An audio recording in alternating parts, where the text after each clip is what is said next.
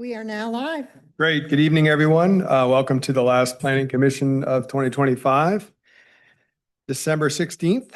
And I'd like to begin by, well, that was calling us to order. Now I'd like to establish the quorum. Could you please call the roll? Yes, sir. Ms. Firehawk? Here. Mr. Carazana? Here. Mr. Missile? Here. Mr. Claiborne? Here. Mr. Murray? Here. Mr. Bivens? Here. Mr. Moore? Here. Thank you. Great, thank you. We have a quorum, more than a quorum. Next item is public comment on matters pending before the commission, but not listed for a public hearing this evening. I have one person signed up. It is a familiar name, Mr. Neil Williamson. Here we go.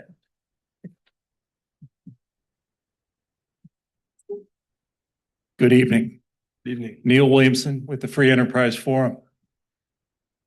In what's become a holiday tradition, the Free Enterprise Forum annually presents an adapted holiday poem or carol to the Albemarle County Planning Commission.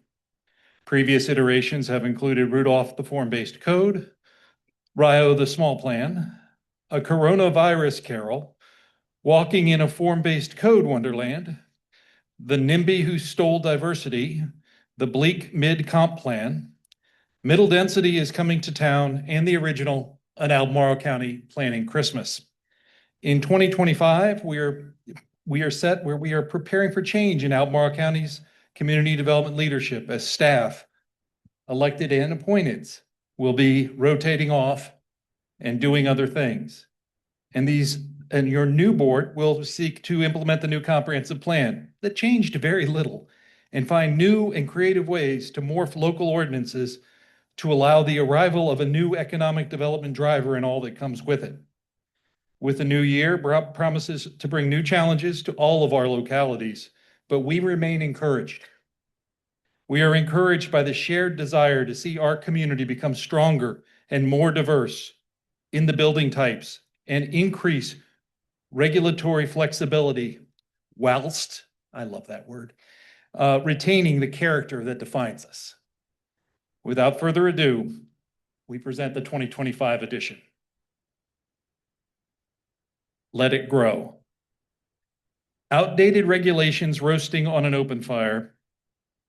Affordable housing demand nipping at your nose. Plan review flexibility being sung by a choir. And folks dressed up like Eskimos. Everybody knows an expanded development area and some mistletoe help to make the county right.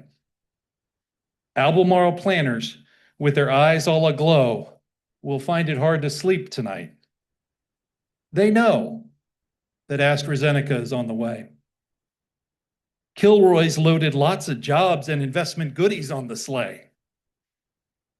And Jody Falardo's gonna spy to see if high residential density is gonna fly.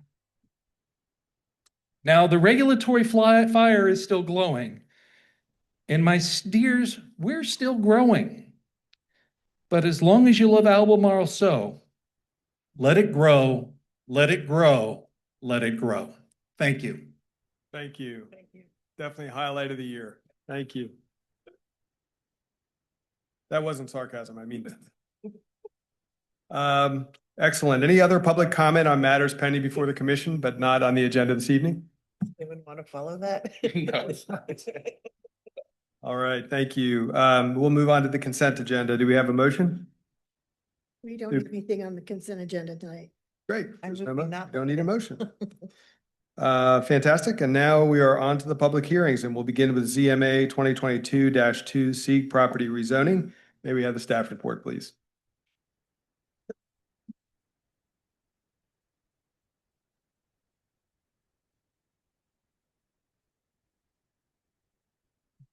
All right, good evening, everyone. My name is Cameron Langelo. I'm a principal planner with the Planning Division of the Community Development Department. And tonight I'll be giving you a presentation and staff recommendation on ZMA 2022-02, which is also known as the Sieg property rezoning. I should probably note, I'm sure as you all are aware, this is actually a follow-up from a public hearing that we originally held on this application on September 9th, 2025. Since that time, the applicant has revised some aspects of the proposal. I will go into that in a minute on a different slide, but I just wanted to remind everyone that this is the second public hearing for this item. So some general specifics of this request. It's a request to rezone 6 parcels from the R1 residential zoning district and the HC highway commercial zoning district to the neighborhood model district. In total, it's 62.4 acres. It would be subject to the application plan and code of development, and ultimately this would be a mixed-use development with residential and non-residential uses. They are proposing to disturb 3.6 acres of preserved steep slopes overlay district for different aspects of construction for this project. That is a reduction from the original 5.1 acres that were proposed when we had this application before us in September. I will go into more details of that in a moment as well.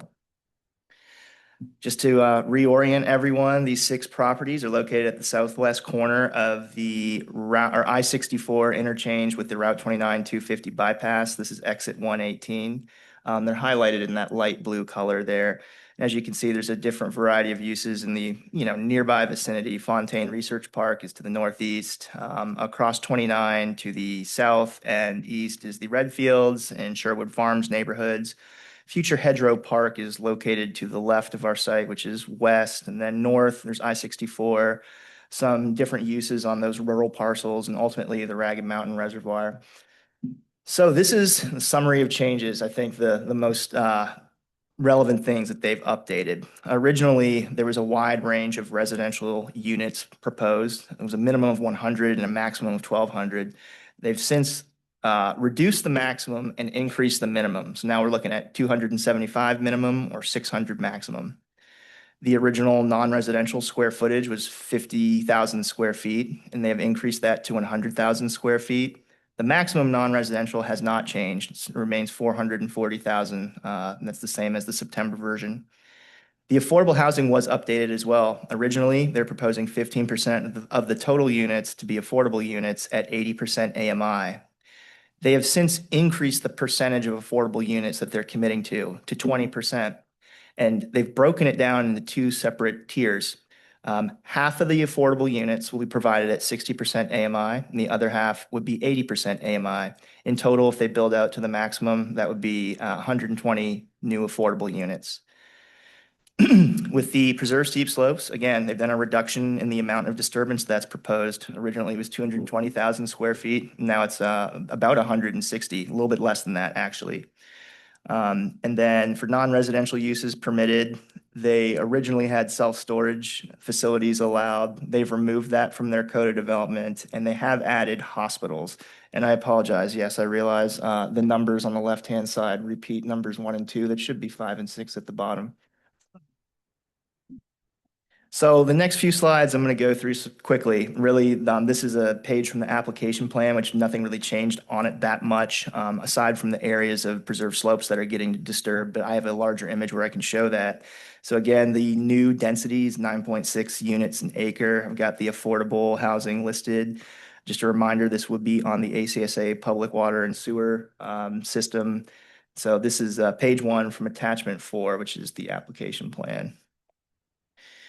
Transportation proposal has not really changed. There's going to be 2 entrances. One of them is a full access entrance with a left in, left out, right in, right out. There'll be a signal at that intersection. That's the one that you see furthest south on the frontage. The entrance to the north is just going to be a right in, right out. There's a multitude of pedestrian facilities proposed within the development, sidewalks, shared use paths. They will have a shared use path crossing 29 that continues on the east side of 29 for about 900 feet to the north. This just shows their block plan, and then this is the updated table for their density regulations. This is again where we established that they would do a maximum of 600 units and a minimum of 100,000 square feet of non-residential uses there. So this slide shows you the original disturbances proposed to the preserved slopes. I had about a 10-minute debate with some of my colleagues today about what color this is. I see it as red. Everyone else sees it as brown, supposedly. But where you see the dark green color on both the left and right images, that is where the preserved steep slopes overlay district currently exists. That reddish brown color shows the areas that they were proposing to disturb. So if you do a comparison between these two images, I would recommend looking at area 6. It's probably the easiest to see. Originally, they were going to disturb all those preserved slopes so that they could put in infrastructure like new buildings, utilities, and then their roads. They've now since revised it, and you see a significant portion of it is going to remain undisturbed as preserved slopes. They've done the same thing in Area 4, Area 7, Area 5. It was reduced by about half. Originally, it was almost 20,000 square feet. Now it's just over 10,000 square feet. It's slightly difficult to tell, but the green area between Area 2 and Area 3 has widened a bit. And again, overall, that comes down to about a 60,000 square foot reduction. So this is staff recommendation, positive aspects. It's consistent with the land use and density recommendations from the Southern and Western Urban Neighborhoods Master Plan. It provides new transportation improvements that are consistent with the master plan. It includes transit stops, shared use paths, upgrade to the existing park and ride lot that's located at Teal Lane on Route 29. And then now it's providing 20% of affordable housing is consistent with the county's housing policy. The one concern, and we originally noted this with the September version, is that Red Hill Elementary and Monticello High School are currently over capacity and they're projected to remain over capacity in future years. This development obviously would be creating new students at both those school levels. However, the impact or concern now has been reduced by half. Originally it was 108 elementary students, and then I think, 96 high school students. It's now reduced down to 54, 48, and that's if it builds out to its maximum density. With that, I'd be glad to answer any questions that the commission may have now. Great, thank you. Appreciate it. Any questions for staff? Start this end. Cameron, can you show us I understood the right in and right out, but then could you bring up that map of Route 29 and because they have to, if they're going right out, then they're going down, are they going down and making a U-turn? And then is there someone, I want to understand how that U-turn doesn't cause other new problems. I think I've got even better slide. I'm just trying to find it Okay, than the sure. one that I showed you a minute ago. It's like a zoomed in version of their transportation Yeah, that would help. improvements.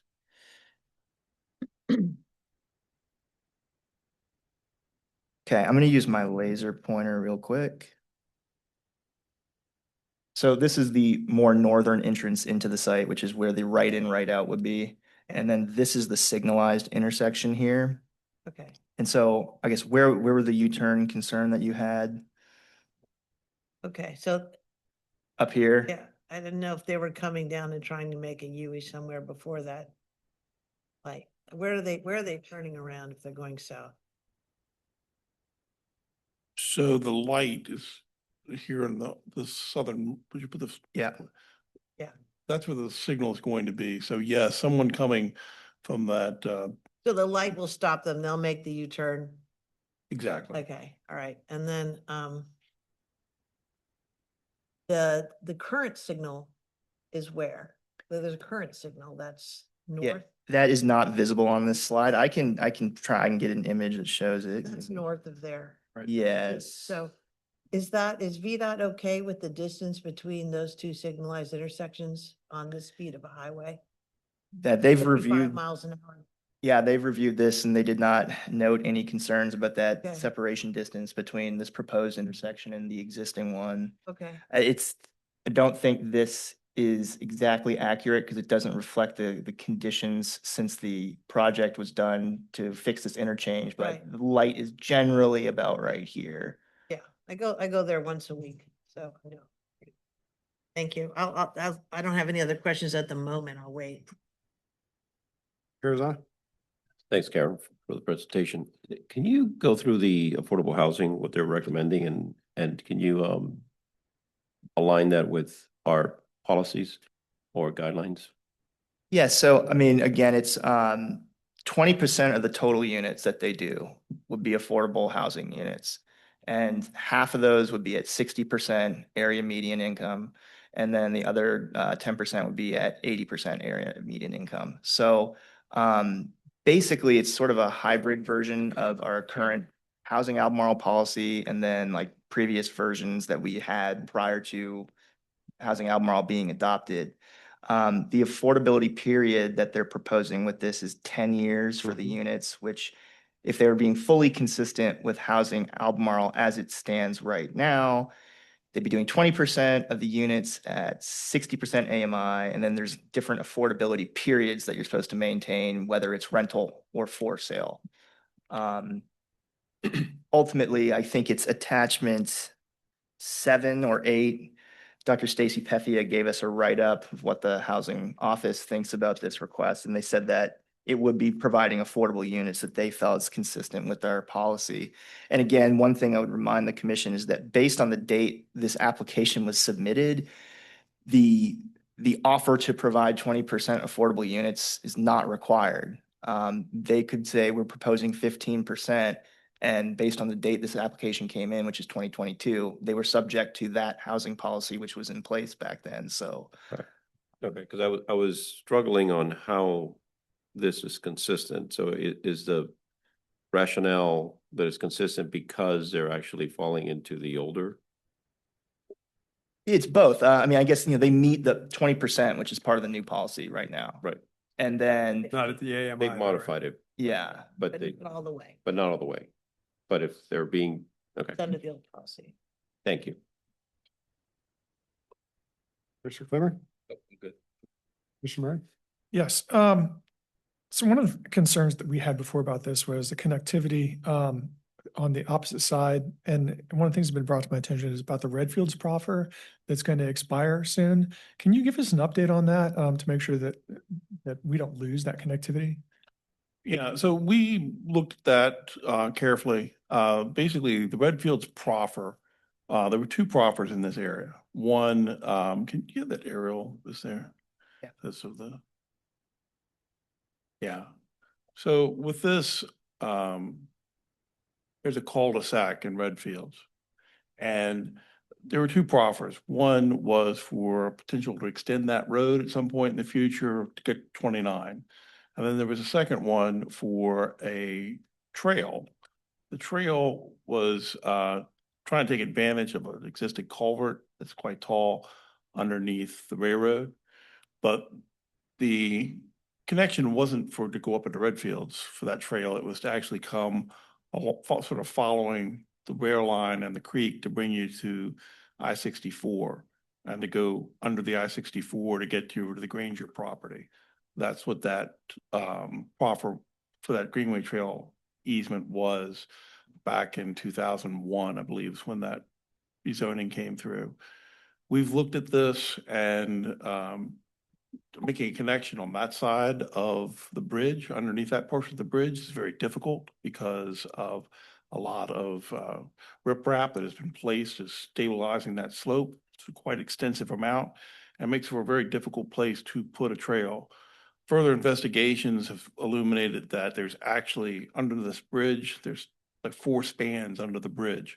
And the westernmost one that's on the interstate actually there's nothing there. The first 2 was either the slope, or the first 3, there was either the slope, the creek, or the railroad. This 4th one is actually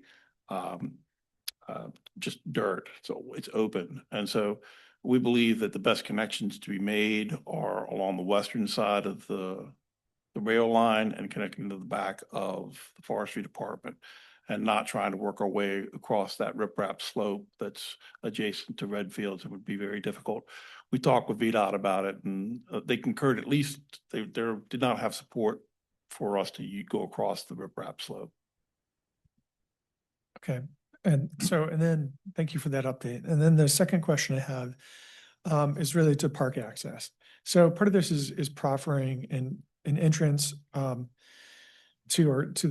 Hedgerow Park. But we've had problems in the past with particularly I'm thinking about Pretty Creek and also Biscuit Run, where the moment there's a way to access those parks, people came in immediately with like shovels and bikes and everything, building their own trails before the county could even master plan those areas. And in the case of this area, there are some G1 habitats, critically imperiled sites that really could be destroyed very quickly if people were in that area building trails or accessing it without a plan in place to protect those sites. So I was just wondering, what is the county's plan if this was to go forward and someone has put a parking lot and a trail entrance there? What is the plan to make sure that we can limit access and make sure that those critical sites are protected? Thank you for that comment. I think there are some specifications in the Code of Development, which I don't have a printed copy here, about the timing requirements for when, I'm just going to use my laser pointer again. This is where they're proposing a trailhead with up to 5 parking spaces that would be, used presumably to get into Hedgerow Park in the future. But we would be working with Parks and Recreation at the site plan or subdivision plat stage whenever they show that parking lot being created, to make sure that we have some sort of measure in place, probably to restrict access, whether that's, physical gate or fencing, signage and things like that. But I know that, I've spoken with our Parks and Rec staff who've been assisting me with this, and they're aware that it's proposed, and they're aware that, Hedgerow Park is a little ways away. So, I mean, it's something everyone's keeping in mind as it works its way through the process. Yeah, I just raised the issue, of course, because there has been a poor history in the past with several other parks and people accessing those in advance and causing damage, so. Any other questions? All right, thanks. Commissioner Bivens? Thank you, Chair. So this is just a sort of an updating piece on this. Where you were just speaking with my colleague, I think there was a group of owners that came in and talked to us, and I think we moved it on, or the supervisor did so. Well, that's what I want to know. What did the supervisor say about the piece of property that's contiguous to the south there? It has some funny name like Sugar Loaf. Oh, Sweet Spot. Hmm? Sweet Spot. Oh, Speed Spot, okay. See Spot Run. Oh, Sweet Spot. Sweet. You're Oh, asking Sweet what they did with the request to amend the Right. comprehensive. Yeah, what did they plan. do? What did Yeah. they do? Because that, for me, that's the whole question about, there's been some conversation whether or not that actually going to live into what people are proposing it to be. But we didn't know before because they hadn't been in conversation. What we do know, somebody came to us, and I'd like to know what the supervisor said about that piece of property. Broadly, I would say that, of course, so we were going into the approval of the comprehensive plan, that parcel was designated as industrial. During the board's deliberation on that last evening, they agreed to allow it to be community mixed use. Okay, thank you. And then I'll ask the other questions to the applicant. Thank you very much. And Commissioner Moore? Question for staff? Yeah, I was just, the question I had was actually back to affordable housing and the policy, essentially the one that this came under, the old policy of, I think, 15% of units at 80% AMI. Can you remind me, what was the term in the old policy for those affordable units? I believe it was 10 years. Is it only 10? Yeah. Okay, yeah. It's been a minute, so I forgot. And then also with the for sale units, is there any requirement or part of the old policy or the new policy for that matter to keep them affordable or have some kind of like graduated sort of like attached to COLA rate for, what a person, what a homeowner can resell for after that first affordable sale? Yeah, I would have to get the policy. I mean, there was something in there, but I can't recall it. The old policy you're referring to? Yeah. Yeah, I'd have to I pull know it it's up been a and minute. look it up. I but- just asked because I did see, and yeah, I apologize for not having that policy in front of me either, but I did see in the proposal, there's only just providing that first for sale unit is considered fulfilling the affordable requirement. There's not then it kind of just turns into market after that. And that may be in the old policy, I just don't recall. I think that's my only question for staff. My only question that might have been asked is just confirming that August 18th, 2022 is the only community meeting held for this proposal. That's correct. Thank you. Yeah, we just a little bit more detail. We made a determination that the application wasn't significantly different. I mean, if anything, it's got a little bit smaller, but the entrances and everything was more or less in line with the original shows which the original meeting, and therefore we did not require a second meeting. Got it. Thank you. All right, with that, we'll open up. One quick Yes, question. yeah.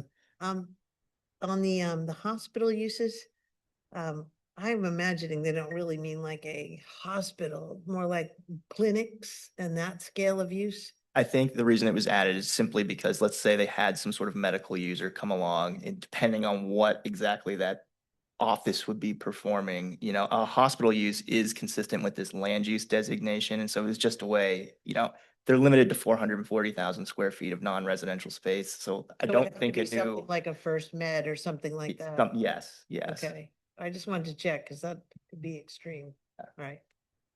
I mean, that use doesn't fit under the general commercial category, requires special call out for hospital use. I mean, hospital use is listed as a specific use type in Yeah, the gotcha. ordinance, so yeah. Yeah, okay. All right, any other questions for staff? If Just not, one- we'll, So something like biopharma or something like that, like laboratory, that would be appropriate use. all right, we'll open the public hearing and ask the applicant to present.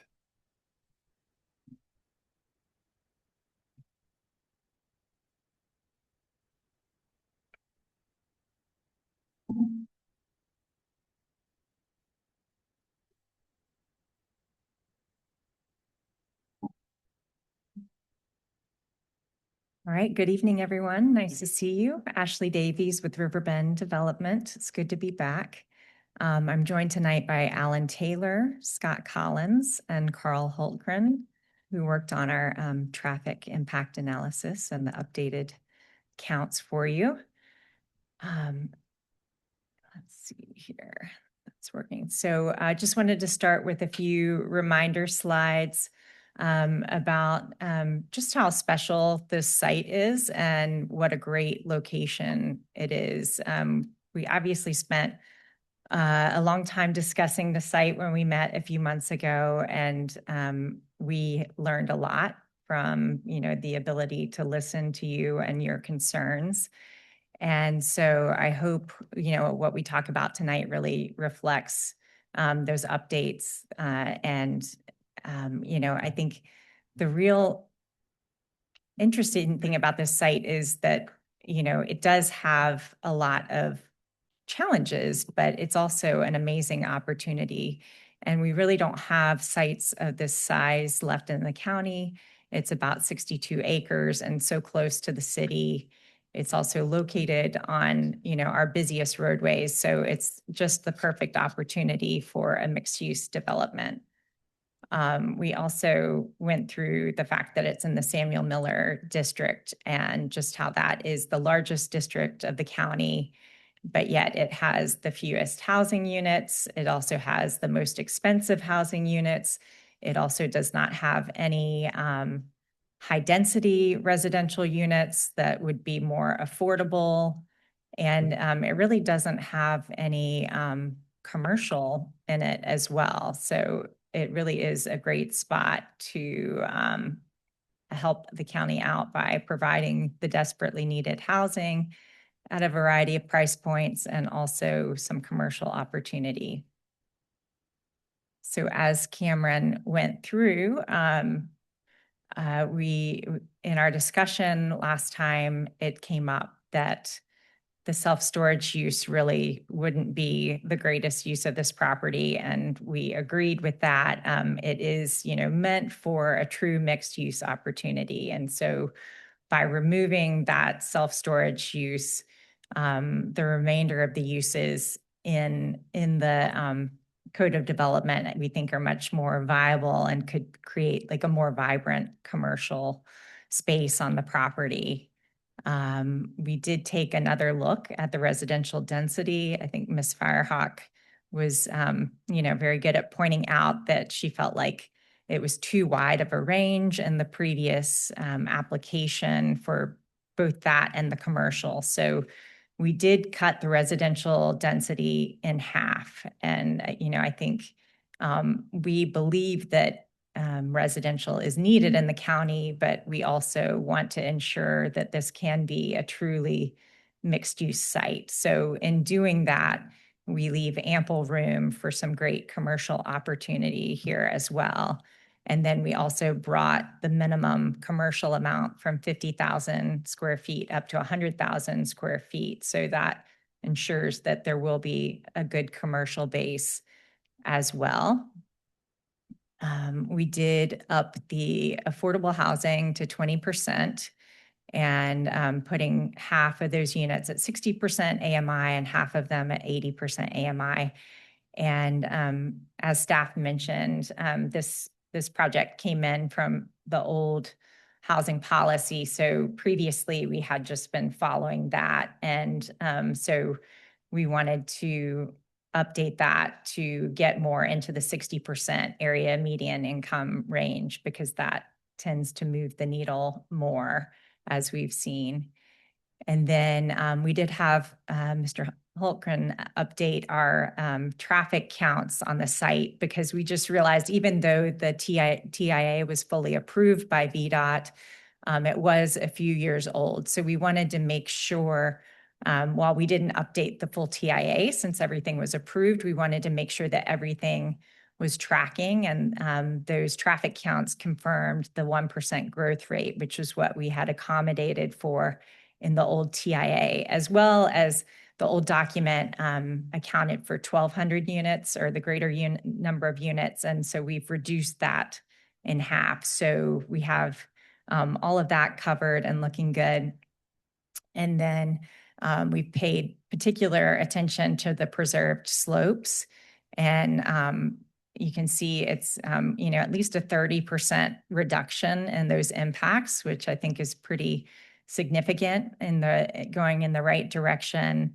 And in addition to that, we're incorporating a series of biofilters along the entrance road that are closest to Moores Creek. So we think that that will be helpful as well. I also have a slide that we can talk to in the Q&A that's about how we're bringing various utilities to the site. If there are questions about that for Scott, we can also look at that.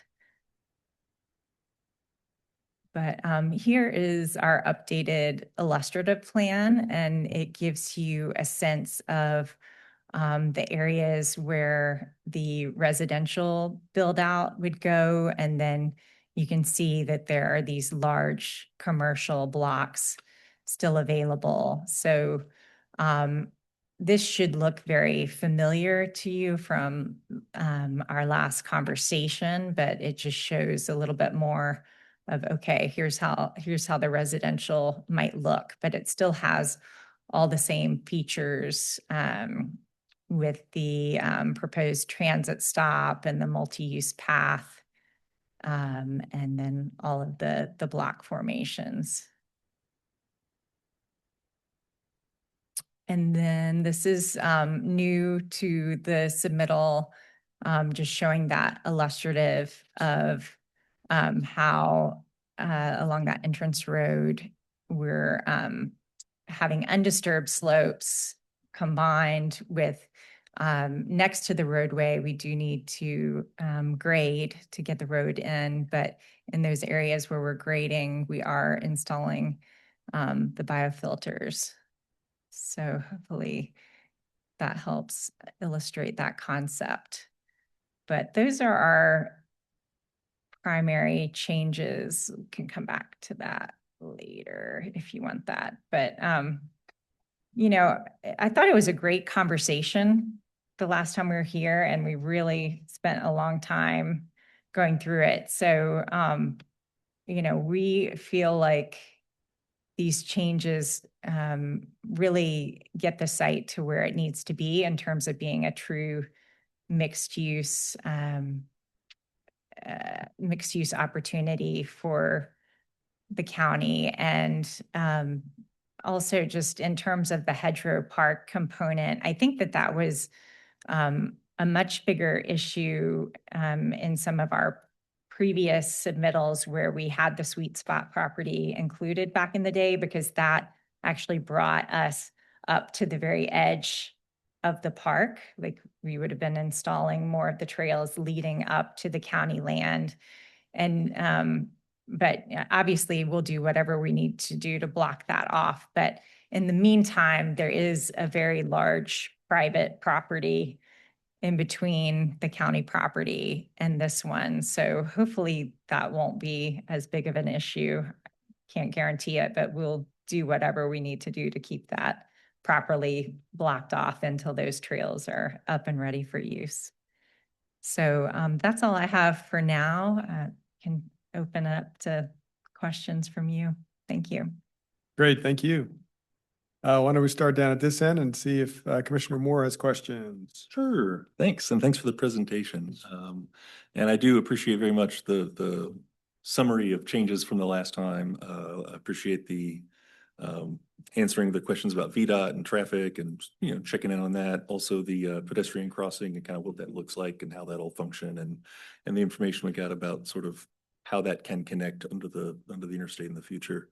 And then also the reduction of impact to preserve steep slopes and also the sort of voluntary addition, increase of some affordable housing. So thanks for all those.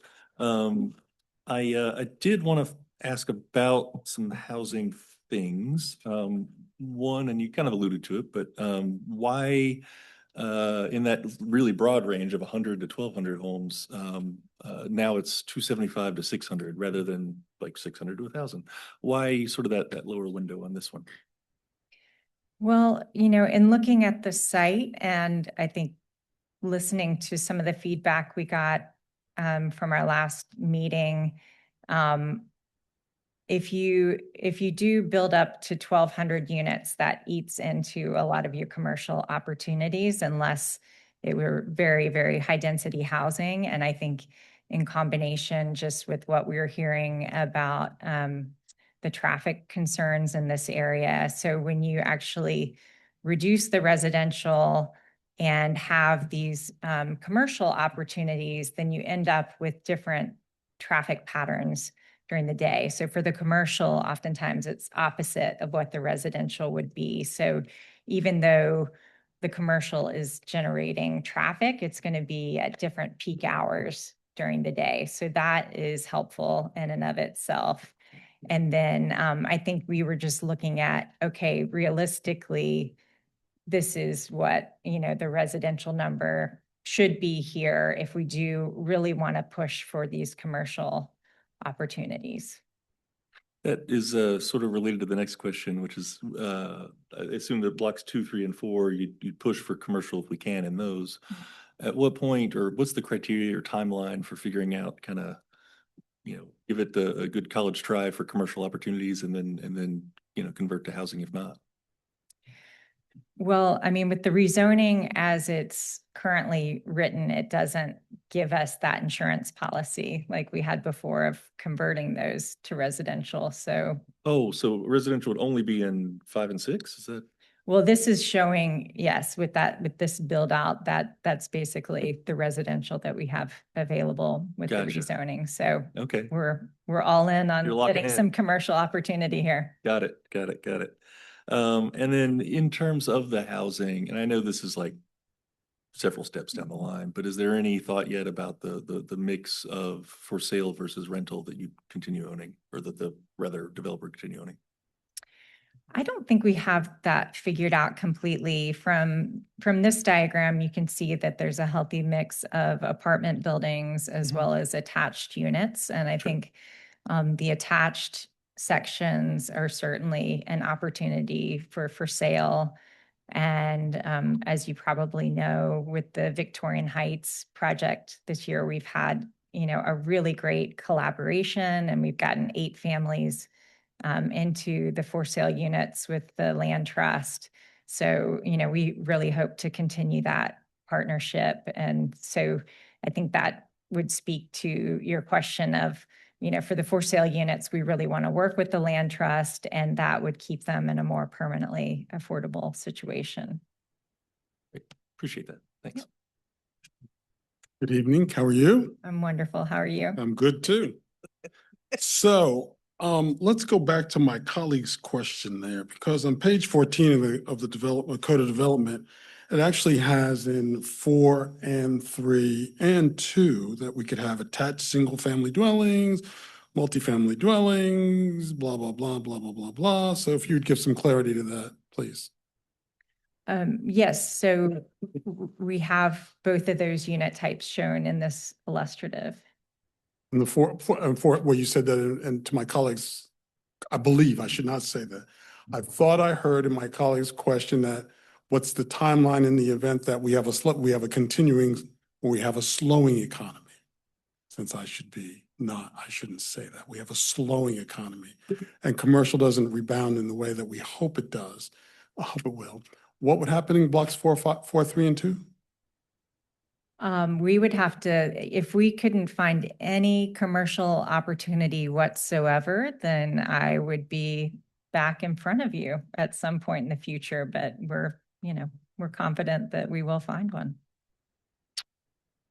Okay, even though it appears that we wouldn't, if we accept this, as over my years here, that we would be accepting these appropriate uses in those areas. And so, well, you won't be coming back to see me, but you'll be coming back to see somebody else. I won't be here. Why would you come back if it looks like that's an allowed use per page 14? Yes, so I'm not saying that it isn't an allowed use. I'm just saying that the density will be change. built out in the other side. So, and we're just saying we're not ruling that out as a possible use So you're on those optimistic. blocks. We're optimistic. This is a period of optimism. Okay. And in block 5 and 6, just to bounce off that, it's illustrative that there's housing in 5 and 6 now, but the housing could be, these are just blocks. Right. Correct. Yeah, okay. The total number that we're talking about. Could you just give, maybe you might want to have, I'll ask you. I'm trying to get a sense of what didn't or did change with the traffic update. So the traffic impact analysis did not change at all. It was approved by VDOT several years ago and was a very conservative. So it was kind of shooting for the moon. And then with this submission, we've pulled out half of the residential. But so all we did was do new traffic counts because we wanted those to be refreshed to make sure that we had an understanding of like, here's what traffic is actually doing in the area. Here's how it's growing over the years. And we wanted to gut check that with the previously approved TIA. And it shows that we were correct in our assumptions that it's growing at about a 1% rate About each year. 1% each year. Okay. Correct. Thank you. Yeah, well, first of all, thank you very much. It really looks like you listened to the things that we had to say and you made changes accordingly, and I really appreciate that. There's been a lot of work in the Ragged Mountains documenting the unique history of the people that live there and the exceptional habitats and biodiversity of the region. What opportunities do you see for highlighting those unique qualities of the area in your development? Can you say that again? Okay. The biohabitats? Is Oh, that so what you're saying there's been a lot of work, about the Ragged Mountains. I mean, of course, everyone knows about Edgar Allan Poe, but there's also a lot of work knowing about the history of the people that lived in that area. And also there's, a lot of occurrences of, I just said, nearby rare plants and animals. Have you given any thought to the ways that you can symbolically or otherwise represent that in your development? We have this problem, I think, in Albemarle County of creating anywhere America spaces. And not that my vote would not be dependent upon anything you say, but I am just curious if you've given that any thought. Well, I've read through a lot of the report on the hedgerow property, and I think it's really exciting. Like when you look at the history and also the plant species there, I hadn't thought about it specifically for our property other than it can be, it is a future gateway to that very special resource that's available to the county. But, I'm open to ideas, but I honestly hadn't really thought about it before other than, we will be featuring, we'll have the plaque for Bryn Mawr there. So I'm all ears. Thank you. Commissioner Fairburn? Good afternoon, Ms. Davies. I think this is a much stronger proposal than in September, so thank you. I think one of the things that most of our constituents heard was around concerns around pedestrians crossing 29. And you all speak to that in your summary of changes. It was like bullet number 7. I'm wondering if you could get a little bit more granular, whether it's you or your team members, about how that actually looks and feels in real life when it's built. Just thinking back to, there's like 50 some children, I think was a calculation that might go to school there. So perhaps children could cross the street and so forth. So maybe it's a little bit more granular and like going from aspiration to action, right? And like how this starts to look. Will there be rumble strips? Will there be yellow warning signs for drivers X amount of feet before the intersection with flashing lights? Will there be an extended red light so we can guarantee people can get across the street and not get caught in no man's land, right? Could you talk a little bit more about how that starts to look with people crossing the street? Yes, absolutely. So, as you'll probably remember within the site and also across the street, we're doing the 10-foot multi-use path. So that will eventually, that is meant to connect into Redfields, connect back into the city. And also it goes up through our entire site up that entrance roadway and through the site. But at the light itself, yes, it seemed like at our last meeting when we were talking about it, it was a little bit confusing in that maybe people thought we were just putting a pedestrian crossing in the middle of the street kind of on its own. But really, the idea is that it's fully integrated into that stoplight. So you would be coming through the neighborhood on the 10-foot mixed use pathway. You would have a PED button that you push on the signal. And at that point, it activates a different signal cycle. And that would be a much longer cycle that allows the pedestrian during a red light, fully stopped condition to completely cross 29 North. So it's a longer signal. Carl may want to speak to that a little bit, but it's not a dual phase. It's long enough for them to get across the entire street. So they wouldn't be stuck out in the middle during, another traffic cycle. So it's designed specifically for that. When there's not a pedestrian hitting the button, it just follows the typical quicker cycle. But so that only kicks in when you hit the button. That's helpful. Do you also envision, I'm not sure if it's slower speed limits or any other kind of safety mechanisms just to give people a heads up that there's a pedestrian crossing coming up on the highway? Because that is a little unorthodox. So I'm just wondering, like, is there other safety precautions that you think would be designed into that as well? I think that VDOT will be looking at this whole area once this new signal comes in, given its proximity to the other signal and the pedestrian component. So I'm sure that there will be a lot of those features added. All right, thank you. Yes. I would just like to add, I think there are many factors that will have to be worked out as details. Think that accurately portray to you what we know at this time. There was a lot of work. At this moment, VDOT is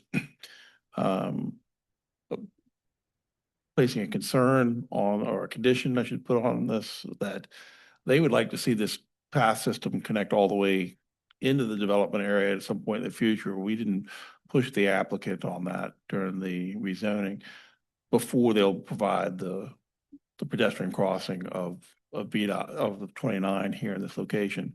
I think staff wants to work with VDOT moving forward to try and make that reality. If we're going to have this many people over here, we'll have access to Hedgerow Park. That connection makes sense. I know that RTF has been trying to work to try and make a connection along that western side of the railroad line underneath the VDOT bridge down to this area, so that will help. But there's a lot of details still to be worked out. I just want to make sure that you understand that there's a lot of challenges here, but the applicant and staff are aligned to try to make this as best and safest connection as possible. Absolutely. Never doubted that for a minute. So it's a much stronger proposal. Thank you. Thanks. Mr. Curzon? Thank you. I was not here on September 9th, but I can see a good faith effort to accommodate the comments that were made in that meeting. And I'd certainly appreciate that. I did have a question, just maybe for staff, actually, and maybe you could respond to it. 'Cause and my colleague and I were having a sidebar on it. We're not quite sure that you can't have residential on 2, 3, and 4, right? The Code of Development does allow for residential, is that correct? That's correct. So you can have, you can build residential on those without coming back to us. Yes, it's possible to build on those. I think what this is conveying is that the residential density can all be accommodated in these other blocks, but we didn't want to remove the possibility for it there. We didn't feel like that was necessary. Now, you would have to come back if you're not meeting your minimum requirements for commercial. Absolutely. Thank you. All my questions have been answered. I'm interested to hear what the public has to say. Sounds good. I just have a few additional questions. One is on the slope steepness, the reduction, I guess you said 60,000 square foot reduction on critical slopes. What was the rationale? If it didn't look like much of the plan change, why the reduction? Was that just more refinement of the engineering? Yes. Okay. And then, got my question there. So where I'm trying to get my head wrapped around this is sort of the phasing, right? And what this might look like over time. So option one is you might lead with residential, right? I think that was one of the things that you suggested you might do. You might end up building all the residential and then leaving it there. And then, you do at some point have to build a minimum, but it's not really tied to any kind of a clock, right? You may never build the minimum. I'm just trying to get my head around the phasing and what your vision is for the overall plan and how each of the interconnecting blocks work together to make a cohesive development. So, yes, I mean, hypothetically, you could lead with the multifamily up top or a large commercial development in block 4. And the reality is, to get either of those off the ground, you have to put in almost all the infrastructure of the site. So at that point, it doesn't become realistic to leave large portions of the site undeveloped because we have the large upfront cost to get it off the ground. So really, I think you're going to see block 4 and block 5 coming online in pretty close concert with one another, because at that point you've built all the infrastructure leading to the top of the hill where the best sites to develop are. So let me rewind you a little bit. So Sure. I think so you didn't really, you addressed the block development in terms of sort of timelines, right? So the one's closest, obviously less infrastructure, you build capital, you go to the furthest last. So there's some residential in block 6, which is closer to Route 29, and some in block 3, potentially some in block 3, but also some other non-residential uses in block 2. Is it your intent to build the residential and the commercial together? I'm just trying to get a sense of not only the residential, but also when the affordable housing would come in. What does that calculation look like in your overall plan? So the affordable housing will be coming online proportionally, like per each site plan. So that will not be, held off until the very end. We haven't put specific timelines on how and when each block develops, just because of the nature of the site and the nature of the commercial beast right now. I think that would be just too stifling for the project, if I'm being honest. But that's why I just was trying to convey that to bring the site online, it's just millions and millions of millions of dollars. So there's no reason why we would leave it undeveloped or things off the table, if that makes sense. Potential is you could push the affordable to the end though, right? Theoretically? No. You couldn't? Well, You may not choose to, but it would be possible. if we didn't do any residential development until Yeah, the very gotcha. end, but Otherwise, you'd integrate it in at a percentage. So along with the same phasing conversation, the multi-use path connection and the signalization on 29, the traffic improvements. is, first of all, we'll start with signalization. Is that triggered by a certain vehicle trip per day count?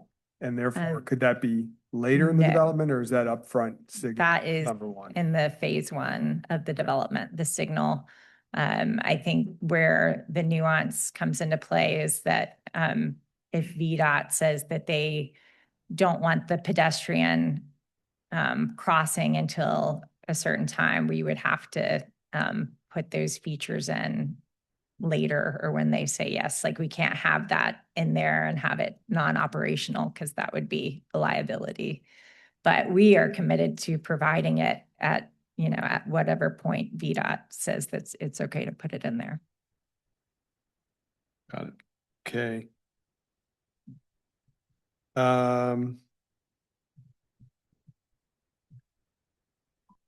You answered the new counts, and you took into consideration with those counts, the new intersection format, right?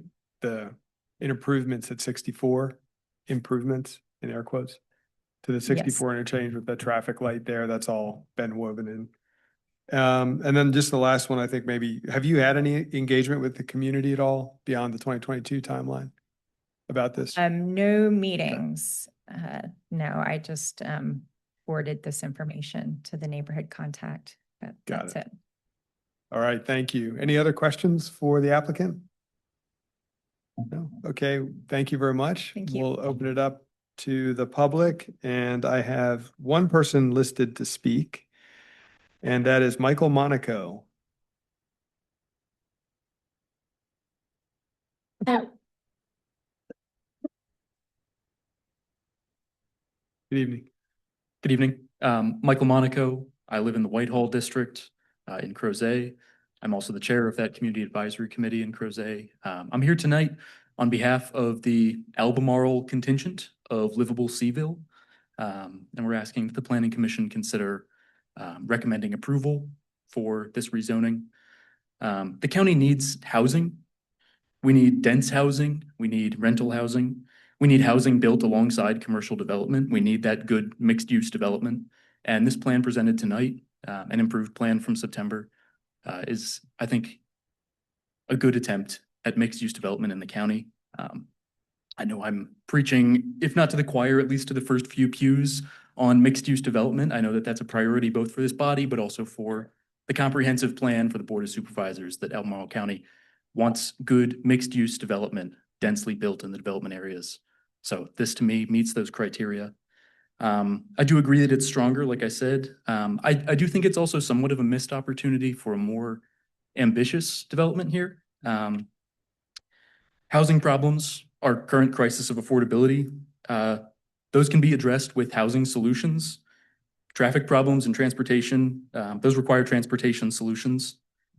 The original 1,200 homes that were proposed here, or that were potentially in the pipeline here, were included in the land use build-out analysis that's appended to the most recent comprehensive plan, and comprised about 9% of the homes in the development pipeline. So cutting that in half does impact the eventual land use build-out analysis. It's a little bit at a time, but I worry that if we whittle away at every development as it goes through the process of discretionary review, we'll end up slow rolling addressing the housing crisis in a way that just generates sprawl and does not generate solutions. The development areas, I believe, represent a promise to develop densely and well mixed-use development. If we can't do it here, then I don't know where else we could do it in the development areas as it stands currently. I think this is a good use for these parcels of land, and I hope that you keep these things in mind as you consider your deliberation tonight. Thank you. Thank you. Nobody else has signed up. Is there anyone else here this evening who would like to speak to this matter? Please come up and state your name and general location of residence, please.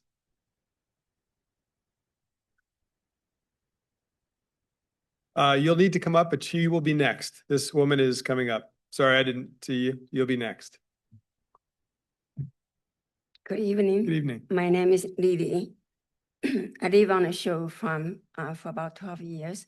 It's really good neighborhood and I welcome development. I'm not opposed to it, but I have a little concern I'd like to talk about. We have Airbnbs and we interact with tourists every day.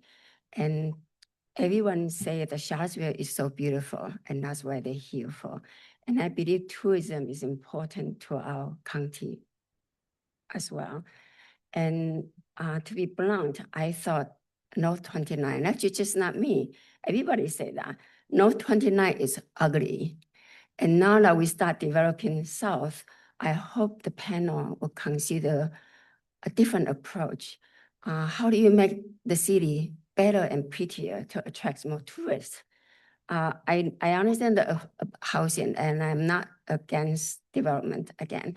And I thought the cutting the density is a good move from September. But I also heard that the developer, maybe not just this one, maybe in general, has a history of reducing the unit and then come back to ask for more. And how do we address that? How do we prevent that from happening? Because if that's the case, then reducing it today, it doesn't mean anything, right? So those are 2 points I'd like to make. So please make the Charlottesville beautiful when you consider planning the city. Thank you. Thank you.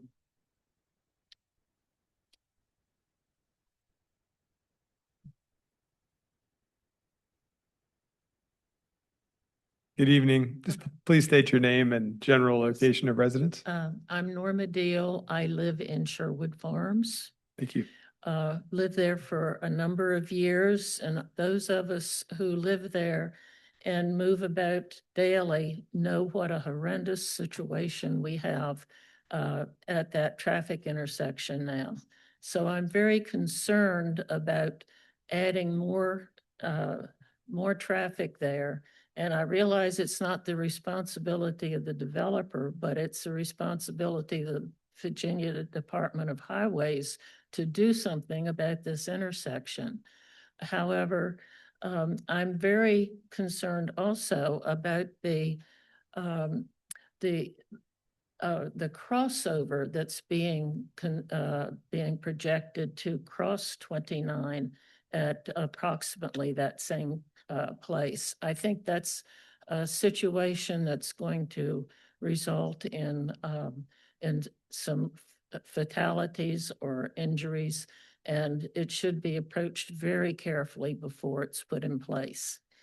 And the last thing I had a question about is the park and ride that's just adjacent to Teal Lane. And I wondered if, I don't know who is responsible for maintaining that area, and that hasn't been mentioned. Thank you for your comments. Anyone else this evening would like to speak to this?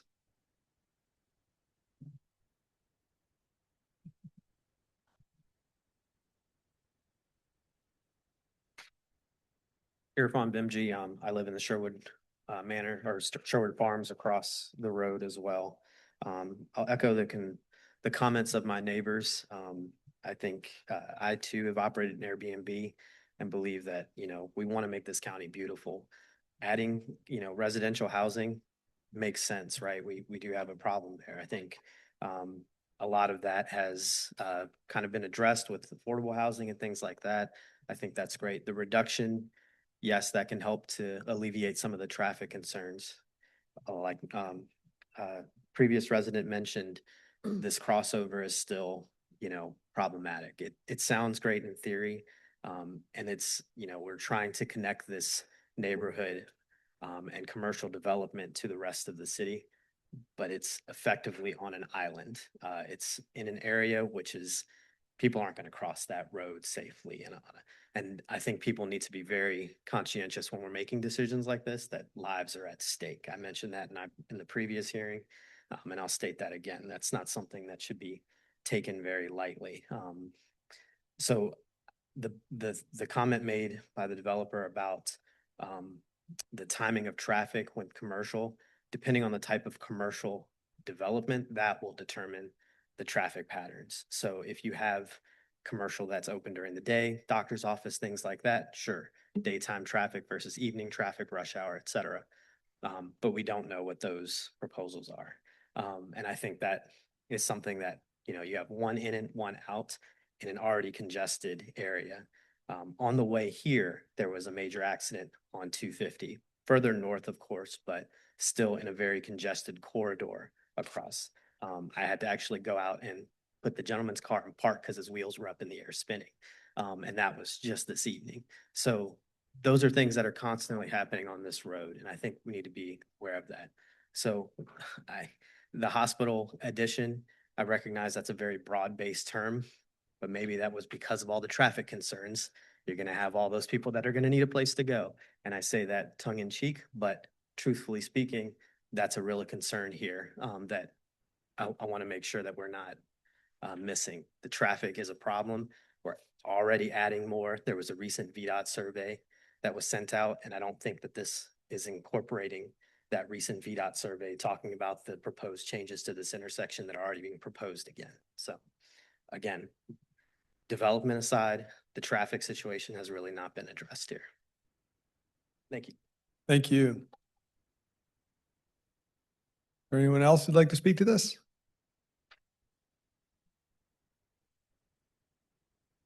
Oh. Why don't, okay. Yeah, Bob Hurosky, I'm also in Sherwood Farms. I'll just make a quick comment. You know, this has been going on for some time and, you know, I think it's going in the right direction. We're going to develop and that's that. I'm not dead set opposed to having a crossing. I think it's a crossing to nowhere until you can actually get to the city when, you know, it becomes, you know, very, very advantageous to have a trail that allows you to get to the university area and to downtown to just be a wonderful thing and probably improve the tourism potential for the area as well, particularly in the distant future when a park is available. I recall in previous discussions, the considerations of the amount of sort of green space, trees that would be installed to kind of preserve the rural character. And at the very beginning, going back to 2022, this was a real issue in earlier discussions about developing this area. Would we retain the rural character? So I would, you know, love the commission to, you know, keep that in mind. You know, what is this going to look like coming up and down 29? Is it going to look like 29 North, as Lily pointed out, or is it going to preserve the rural feeling? And related to that, the issue of lighting. There were previous discussions about, you know, what the lighting was going to look like. Obviously, down lighting, not spotlights. You know, it shouldn't look like a, you know, Harris Teeter parking lot. And I think these would be very important considerations to preserve the rural character. And I hope you guys keep that in mind. Thank you. Okay. Yes, ma'am.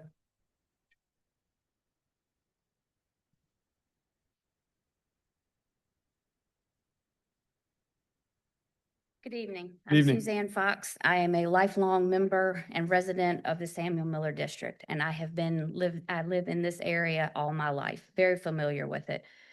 Mr. Bivens, a comment that you made during the September 9th meeting while discussing the lower income railroad district was that the Samuel Miller District was the richest with land in Albemarle County, and I concur. We are land rich, but it is because the majority of the landowners in our district have owned our land for generations and know what the value means to be rich in land. We've learned how to use our land for what God intended it to be used for, growing livestock, vegetables, fruit, etc., not concrete and asphalt. Mr. Meisel, you sit in the chair seat for the Planning Commission, and you are newly elected to the Samuel Miller District. During your campaign, I read many comments made by you that if elected, you would lower taxes, keep the rural part of the county rural, and be a voice for agriculture. Sir, I believe your first mission is ahead of you. Will you preserve the southern end of the county and keep the city sprawl from starting? Will you be a good steward of the rural areas and how agriculture will run strong here? My prayers are that you will show those that elected you to your position that you can walk the talk. A few highlights from the points from the Collins Engineering document with proposed changes from the September meeting. First, a hospital has been added. Not sure why we need another hospital, emergency care, dock in the box, whatever you want to call it on this property when located within a 10-mile radius is both UVA and Martha Jefferson. To me, it is no more than a box to check to impress the powers that be for approval to this proposal. It is stated that residential housing would be constructed first to help in the search for commercial buyers. Within a 10-mile radius of this parcel, there are apartment buildings going up in the Ivy Corridor like mad. Rio Road Corridor has a multitude of complexes being built, and the Rio Point complex on Rio Road is currently having trouble leasing these newly built apartments. Why do we continue to approve housing when no one is renting? And affordable housing does not justify the means. The highway safety concerns from the intersection of 6429 to the Crossroads store at Plank Road. There are 2 intersections there that already have signage to reduce your speed due to fatal accidents. No one slows down, accidents still occur. The intersection for Red Hill Elementary School has become a traffic hazard, and within the last 6 months, there have been 2 fatal accidents that were absolutely horrific within this stretch.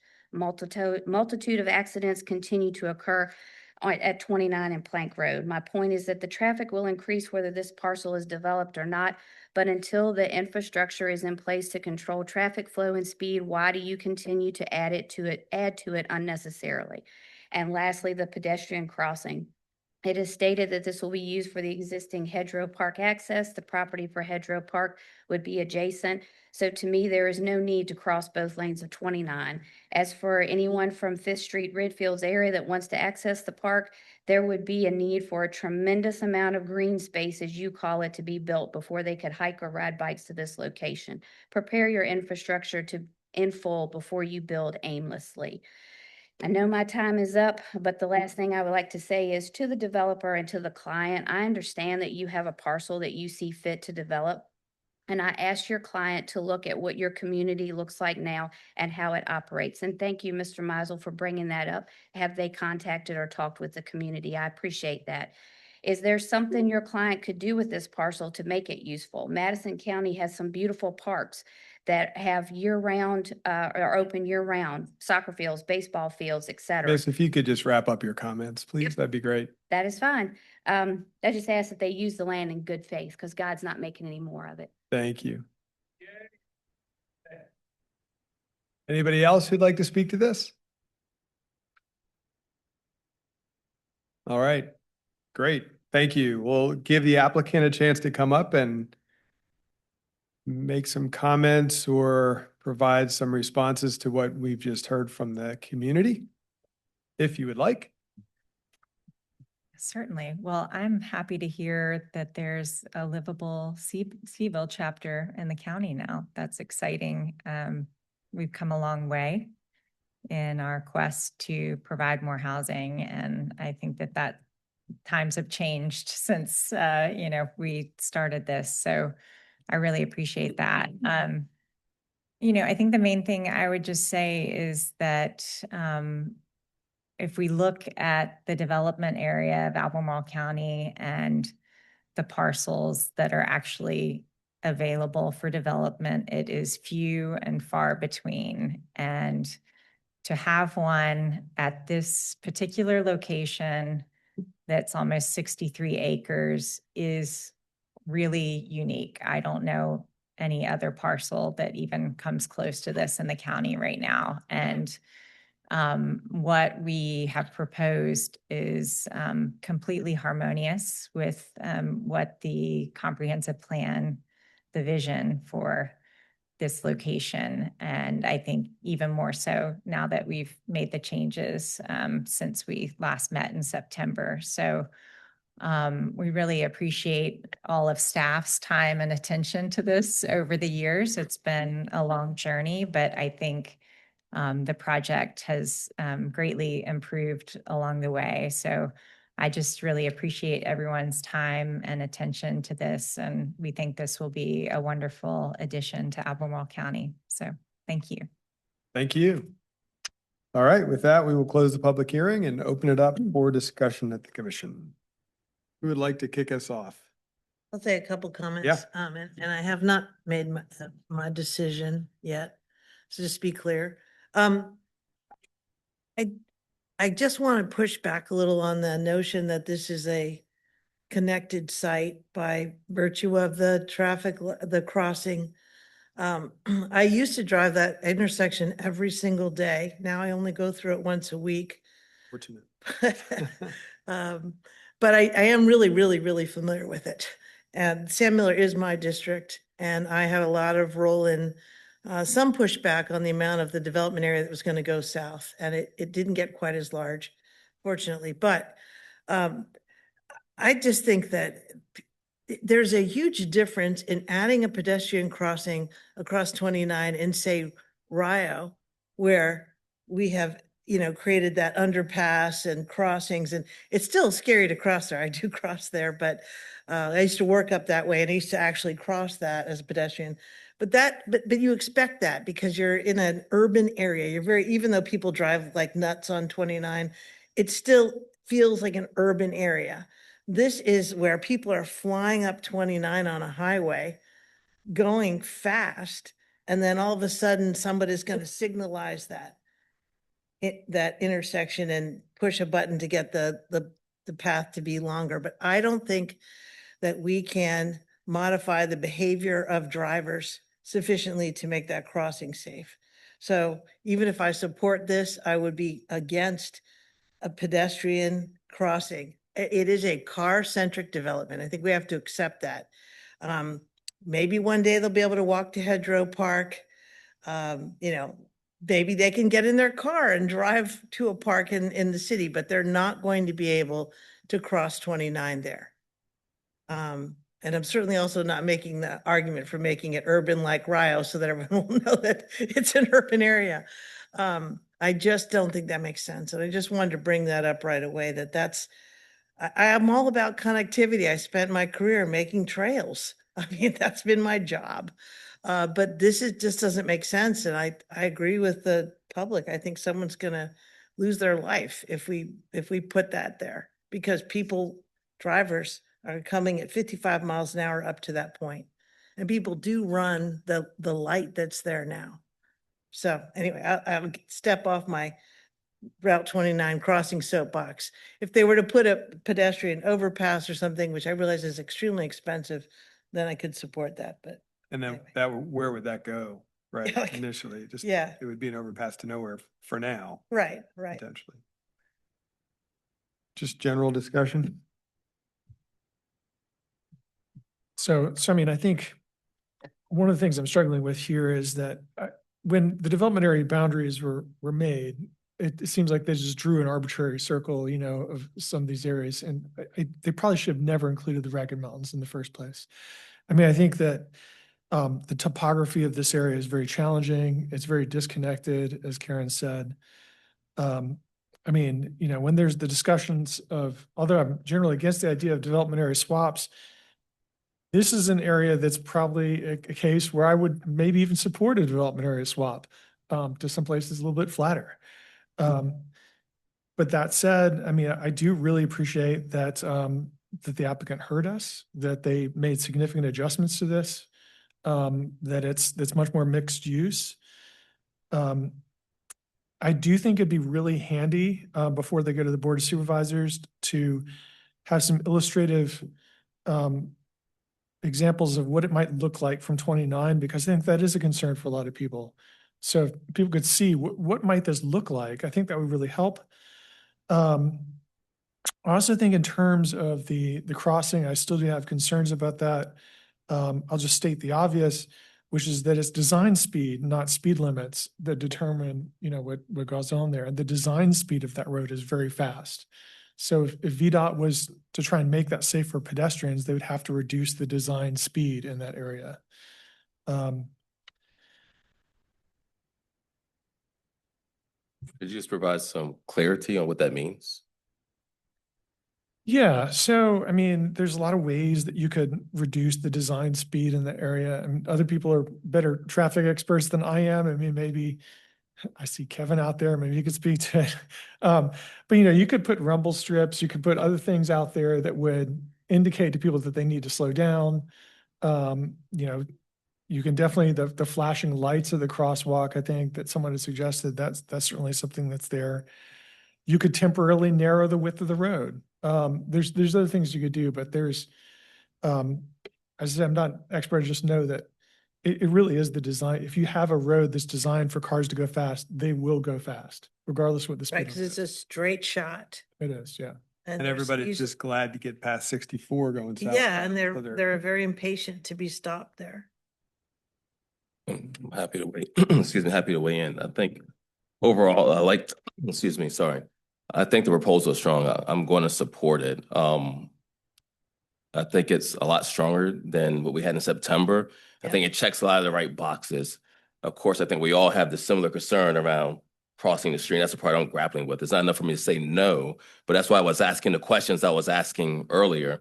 And I think the part that I'm really struggling with is, I guess people who are not comfortable across the street, they're just gonna get in their car and they'll drive to the parking ride when it becomes a destination and they'll pop off there and walk or ride their bike. So I guess the question is, do you not encourage pedestrian crossing and people will cross if they decide they want to with no infrastructure versus do you encourage it by putting the infrastructure in place and then there is some exposure or risk with that, right? So are they going to cross anyway? Those who are comfortable, are they going to cross? So do you give them infrastructure or do you just leave it alone and say, drive across the street, park at a parking ride and walk? But overall, I think the proposal is strong, but I think we all have the same concern. It's like, how do you get across 29? And for me, that's not a reason to say no to the proposal. It's just something that really has to be thought through by some experts and understand what their risk and exposure is. So those are my comments. Sure, I'll jump in for a second. Like I mentioned in my sort of questions to the proposer, I appreciate some of the updates. It does seem like from earlier this year, there's been a number of adjustments and changes that I do appreciate. The voluntary inclusion of more affordable housing, reduction of the preserved steep slopes disturbance, the various questions around VDOT. I think a lot of the things that some of the public comments brought in about lights and trees and things like that would be addressed in the site plan. I mean, that's certainly part of the process, and we have a number of standards in the county that it's not going to look like a Harris Teeter parking lot in all likelihood. The other part, though, is this has always been in the development area, whether we sort of think some people might think it looks more rural now or whatever, but like it has been there for 45 years. And so to kind of suggest like a swap or something now, it's like changing the job description. We've already done interviews or something, for a new candidate. I mean, it's like, you don't do that. And I think also the traffic, I used to live on Overlook Drive, so I know that neighborhood fairly well. And yeah, turning left across 29 is a real pain in the keister there. This actually, I think, would make it better if you look on the map. I mean, right now you have to turn left across traffic. This way you can actually just drive another 200 yards, have a signalized intersection, do a U-turn, and then safely get back into Overlook and Teal. So I think that's all very good. I also appreciate that they, took out the storage units piece and put in the option for like an urgent care. I mean, I got no problem with that. The only thing that I do bring up, and this is not in any opposition to it, so I support this overall. And I do think that, to Commissioner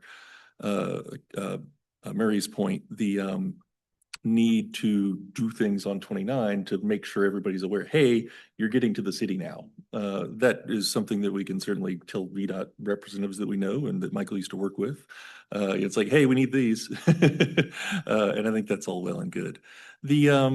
So that's why I support it overall. I do think the one thing to bring up is that last meeting, we also talked about the residential build out analysis, right? And so we've got these parcels and we see the need to build out as sort of densely as we can in the development area if we're going to take a while to expand it. Or even some folks won't even say if, but you get my point. That said, like if we are sort of saying, all right, we'll accept a max of 600 homes here, where else are we going to put people who are moving here? We're going to put them in Fluvanna or Greene or Waynesboro. I mean, that's kind of the deal, right? And so those are not like effectively, if we don't start looking at additional places that have good transportation networks, like say Route 29, that are somewhat underutilized, say 29 South, that have water and sewer option, that have not super steep slopes. You know, if we don't start considering opening up some land around there, what are we planning? We're just sort of, you know, sort of reactive to the occasional public hearing that comes our way. But I think we should start thinking ahead, whether it's 10 years, 20 years, or 25 years, whatever that might be, to perhaps another crozet down 29 to make it more urban is something that we need to think about. I just want to put that bug in our ears to start thinking ahead, because that's what we ostensibly are doing.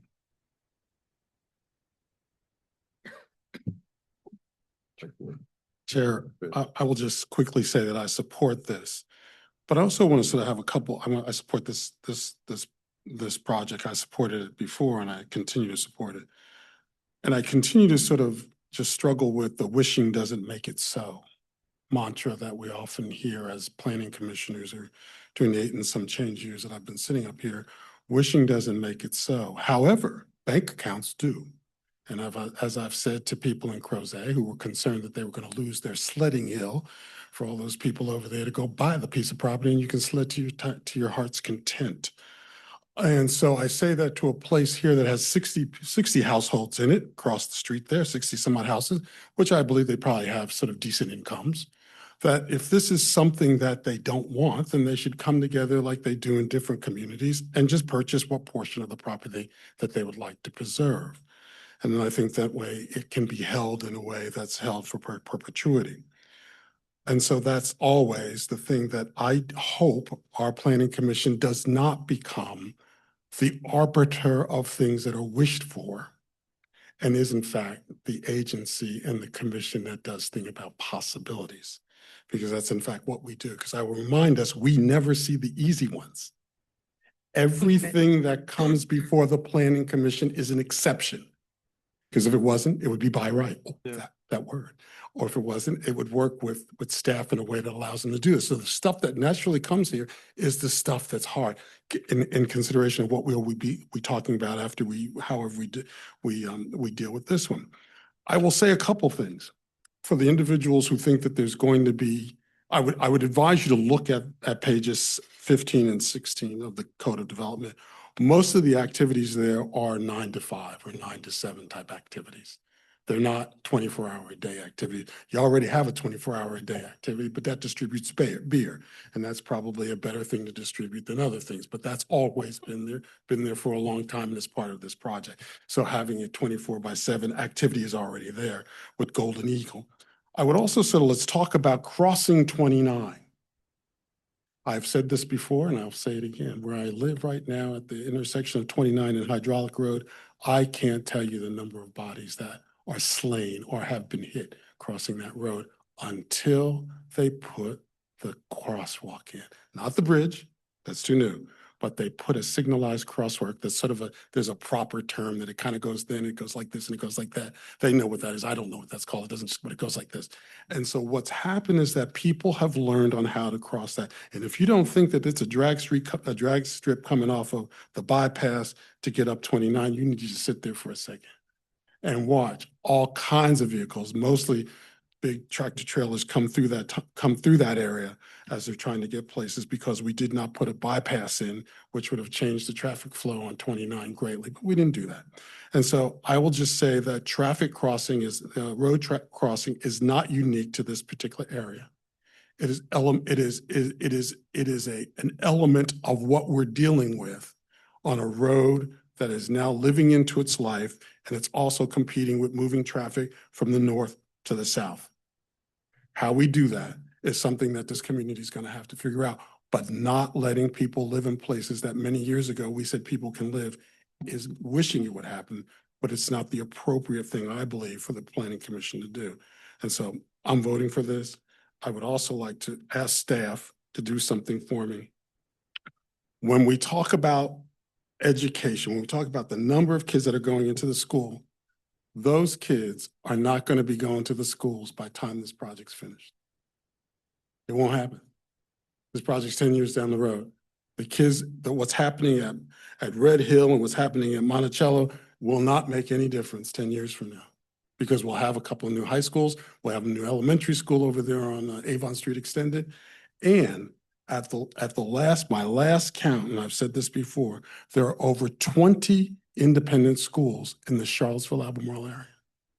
And the number of individuals who are homeschooling their children, everybody thought it was going to drop off after COVID. It is not dropped off of COVID. In fact, it's increased a bit after COVID.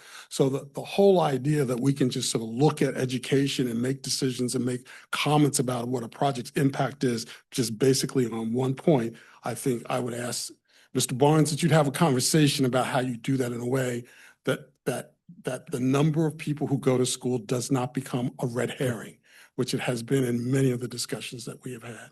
That because they're not going to happen tomorrow. I can't put 50 kids into a school tomorrow. Those 50 kids are going to go into a school, if they go to a school, 10 years from now. And most of them aren't born. I was thinking about this coming here today, that the kids, when I got here 8 years ago, the kids I got here 8 years ago, many of them have already come through school.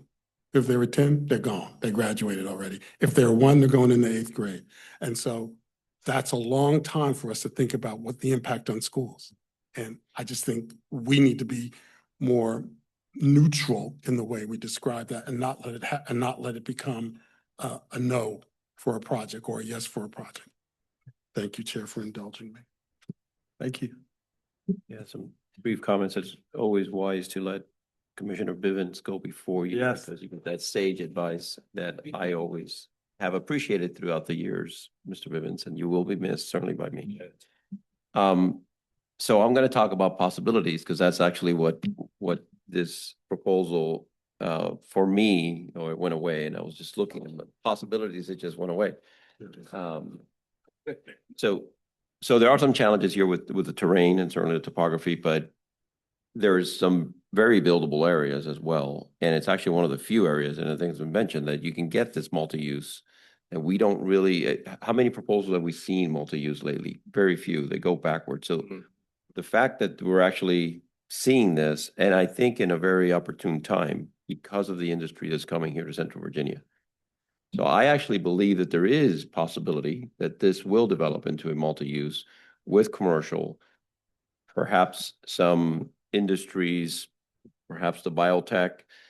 There's a lot being done just up the road in biotech with UVA. So this actually could be a very interesting development here. It's got access to major highways.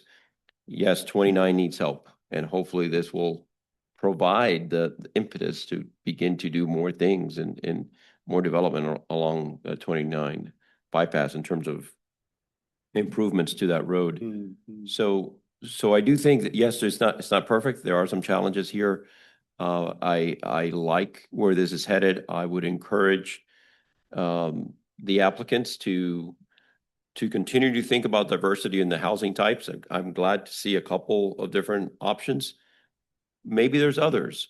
Even when you think about developing in block 3 and 4, while maybe we're positioning ourselves like, maybe that's not a good thing. Maybe it is a good thing that there's some residential mixed in there.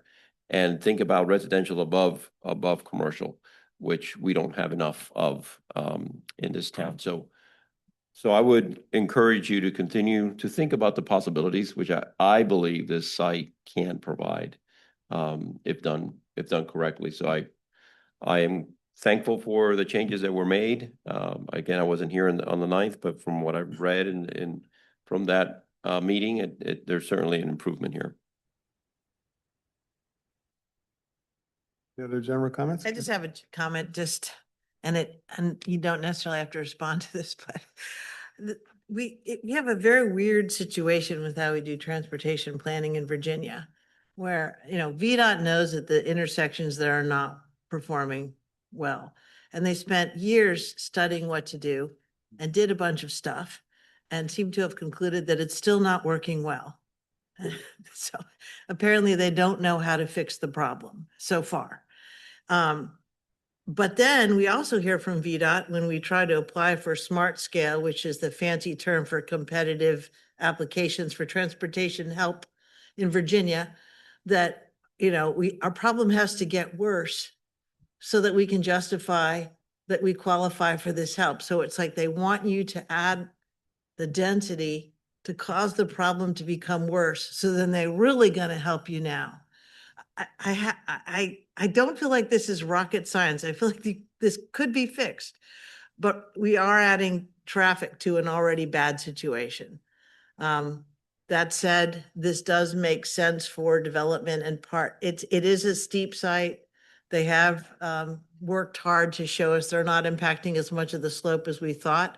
I'd prefer it not be developed, but because of its location, by developing this site, we're protecting more of the rural character of 29 South that people have talked about tonight.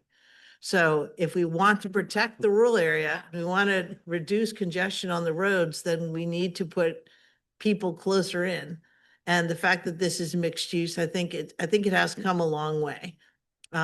And if they come back and ask for doubling the housing again, I'm going to say no. So just to be clear, what I'm really sick of, having sat on this dais for over 8 years, is that people come back and say, we couldn't really do the commercial, the market, we couldn't find the kind of businesses so can we just do all residential, or can we shrink the commercial to 10%?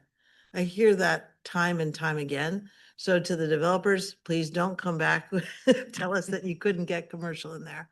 But I just wanted to publicly acknowledge that the intersection has a lot of problems. I can't support the crossing. Like I said, I'm not going to propose denying this just because of that, but perhaps just a strongly worded, I don't know, addenda or comment to go with our recommendation, whatever it is, that they not have a pedestrian crossing. I don't know how you feel about that, but I would certainly be making that recommendation to my future supervisor.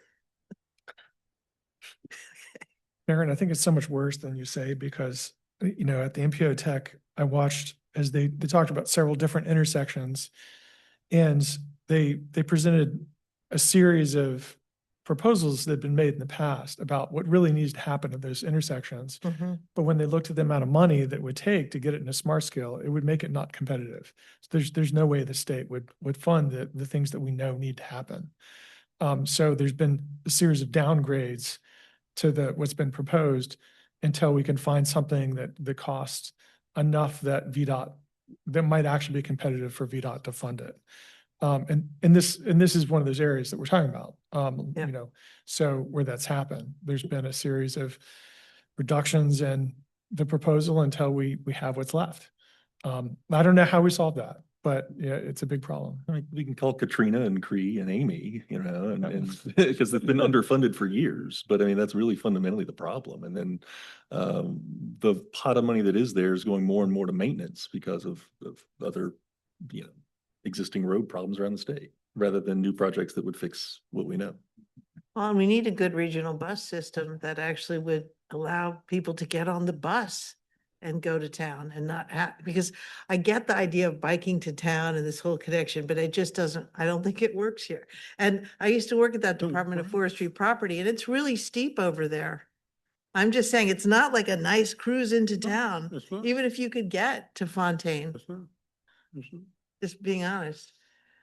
Anyway. I will just say, to just come to what my colleague was saying, it's really that the VDOT has said, or the state, or the Department of Transportation said, you can do things, you just have to put more money to it. So, right. Well, our own county, and again, this is above our pay scale.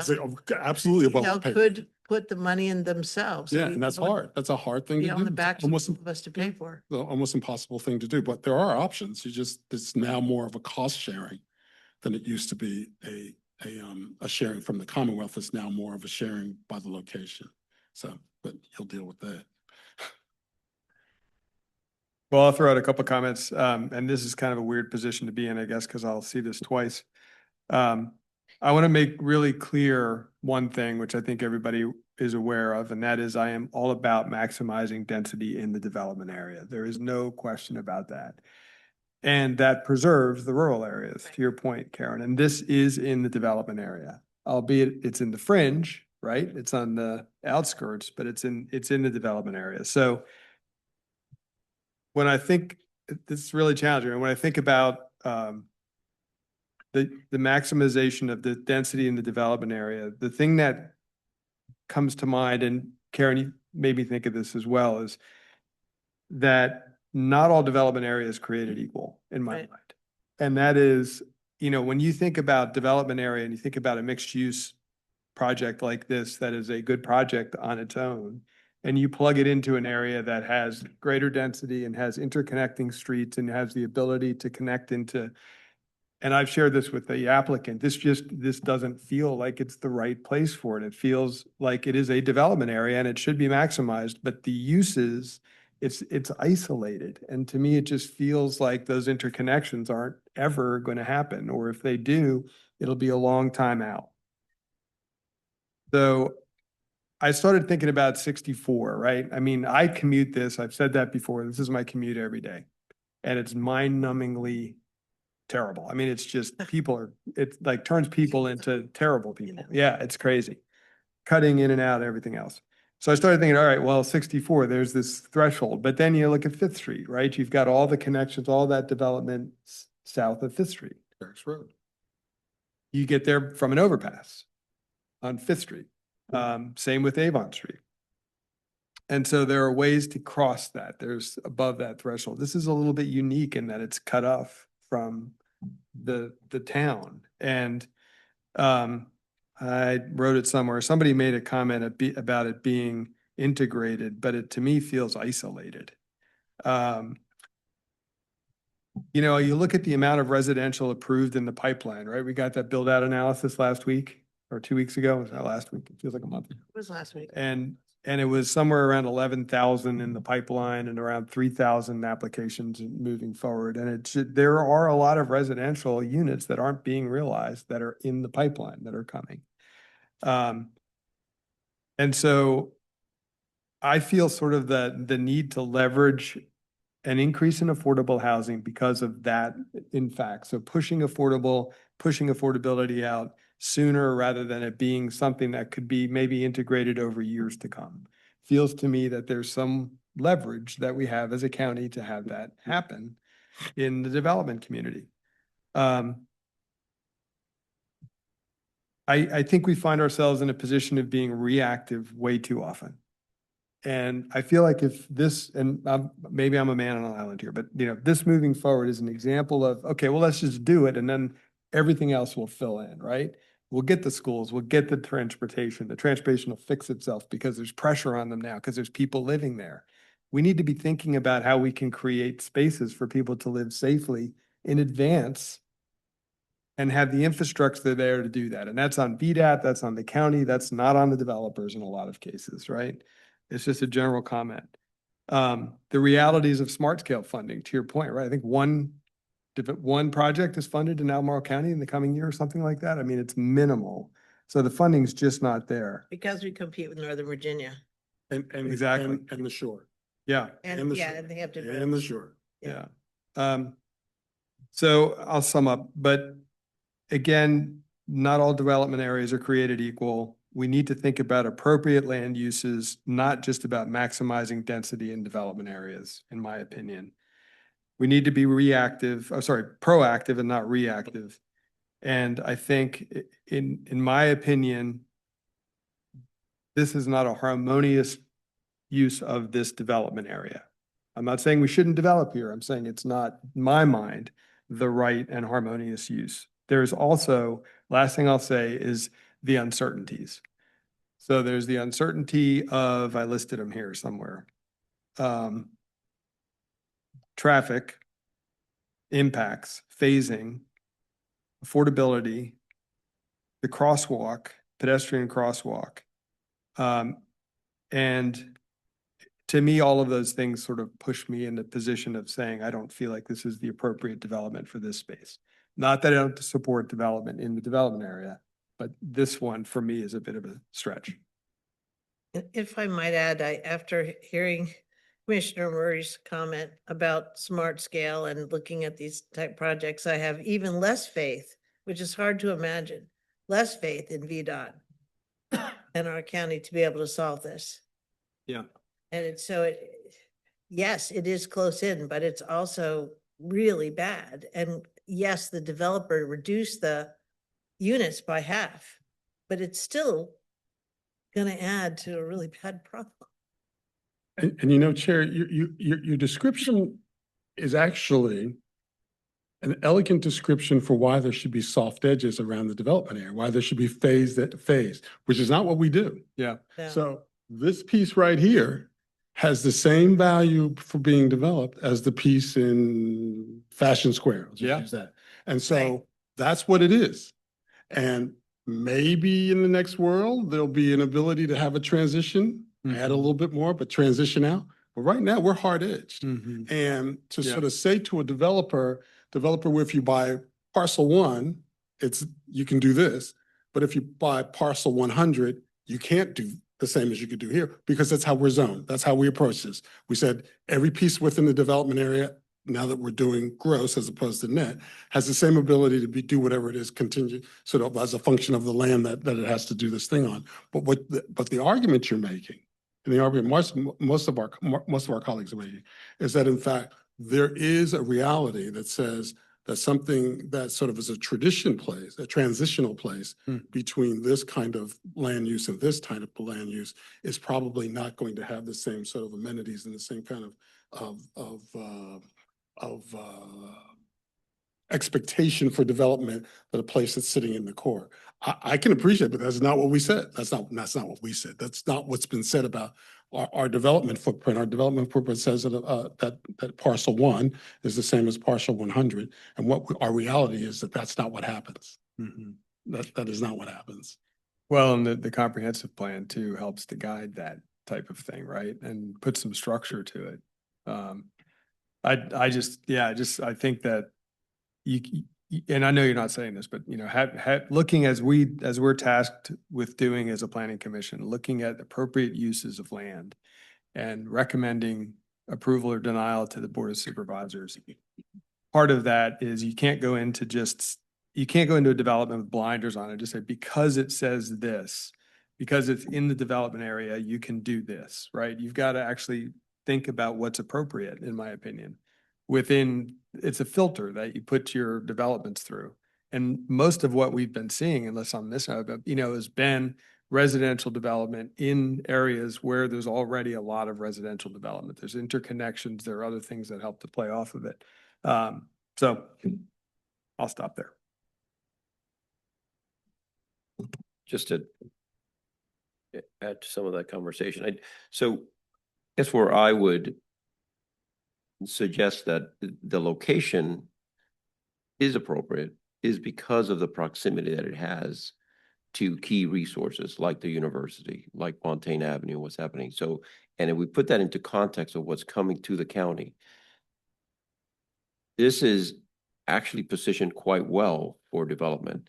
The challenge that we all recognize is it's car centric and even getting the car there is challenging because 29 is south there is not the best street.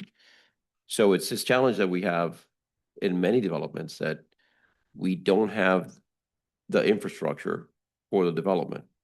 Yeah. Right. And this is one that but I actually think the location is appropriate. It's surrounded by, highway.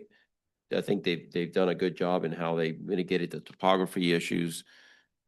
It's the road, and this is where we need to develop partnerships. We have to, if we're all relying on a smart scale to deal with, we're just never going to get there. Yeah. And right now the county, I think it's in a crossroads. If you are going to have in Central Virginia, $10-12 billion invested in here, and that's the beginning potentially, because if you do have these anchor companies that are coming in, AstraZeneca, Eli Lilly just to the east of us, Merck is developing another $3 to $5 billion facility expansion to their facility in Elton. Those people are going to live somewhere, and so we do have an opportunity that they're the anchors that are going to bring other biotechs, other companies. So I do think this is actually very well positioned, and it is. We don't have a lot of these type of opportunities in the county. It's a question of how do we leverage partnerships to provide the proper infrastructure. In this case, safer roads. I concur. If I could throw in there too, just to make another little comparison, speaking of why I do think it's appropriate as well, is that you just need to go one highway exit, one interstate exit to the east. And it's frankly a very similar pattern. Going down Fifth Street in Old Lynchburg, you've got a commercial plot. It's still waiting on a couple, clients to build there. And then you've got a bunch of, the fifth row sort of apartments and the, what's that called? Fifth Street Place and the, 5-row apartments, it's sort of a mix of some commercial and some residential, fairly dense residential. Yeah. And even on the same side of the road. And those homes aren't particularly well connected by bike and ped paths to the rest of the city. We've got the bridge that crosses 64 and it's difficult. Mhm. And it's a known issue that we're trying to resolve, but people use cars. I mean, I know we want to have better connections and I want to build homes and things that we can then invest in those things to come.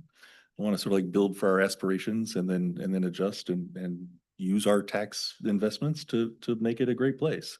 Rather than not making homes and commercial space right by the highway where people can really use it. So that's, I mean, again, I think we're just like looking at parallels here and we've Yeah. got another spot right there. I will say the one thing that I find positive about this is that if we want extra tax revenue that can go to things like improving our roads, having more commercial space is part of what gets us there. So I'm glad that we do have a commitment to commercial space here, and I hope we stick to it. Mhm. I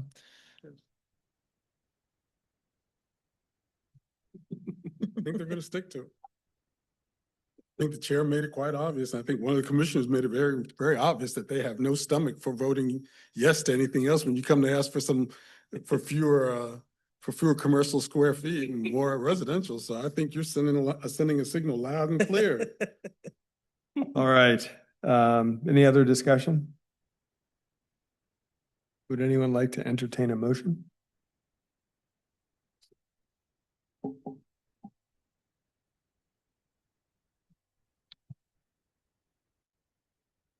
I move to recommend approval of the zoning amendment for ZMA 2022-2, seek property rezoning. Great. Second. All right, we have a motion and a second. Any further discussion? I guess I have a question. I'm still hung up on that pedestrian crossing on Route 29. Is there some way that we can't alter their application, but can we just somehow signal that perhaps that's not a good idea? Or are we just that'll just be in the minutes? I think that'll be in the minutes because I would probably not support that. I wouldn't either. I wouldn't support that. Okay, I so just put it in. understand your reservations, Yes. but those are not my reservations. Okay. And I think you need to put the infrastructure in and eventually people will figure out how to use it if it's there. Well, and hopefully by using the minutes, there will be further conversations and maybe a more detailed traffic evaluation and recommendation from experts on what to do there. And VDOT will not allow it. Okay, so it doesn't matter. It crossing? says they won't. Oh, they won't allow it. They won't allow it. I'm telling you. They will not put that in there. So it's kind of moot then. Anyway. All right, we have a motion and a second. Any other discussion? No? Okay, maybe, could we have the roll, please? Mr. Moore, Aye. Mr. Bivens, Aye. Mr. Murray, Aye. Mr. Claiborne, Aye. Mr. Missile, No? Mr. Carazana, Aye. Ms. Firehawk. No. Thank you. All right, thank you. Thank you, everybody. We will move on to SP 2025-6 Woolen Mills Industrial Fill Possible to take a recess for 5 minutes. after a 5-minute recess. We will reconvene at 8:05. Thanks. It's 8:05. We are back in session. And now we are moving on to SP 2025-6 Woolen Mills Industrial Fill in the floodplain. May I have the staff? We have the staff report, please.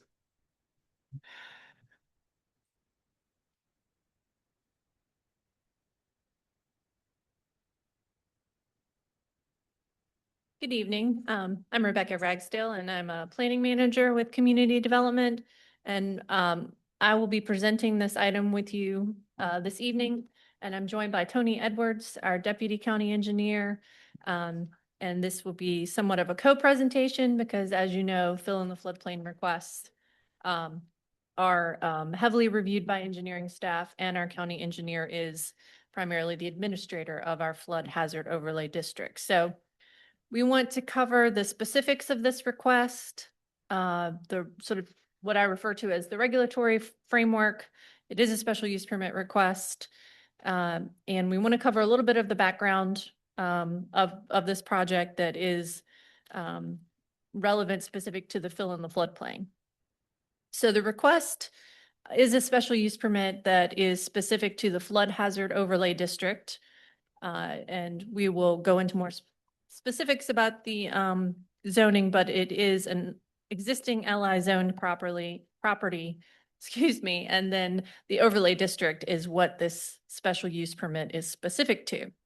The fill that's being requested is about 1.346 acres, and that is a portion of a larger 7-acre site. I mentioned I would touch on the background, and I'm just hitting a few highlights that are specific to this fill in the floodplain request. It does have some relationship to some surrounding properties, but what we did want to note is that this property had a prior special use permit request that's noted that was acted on and reviewed by the commission in April. And then also public hearing was held by the board in June.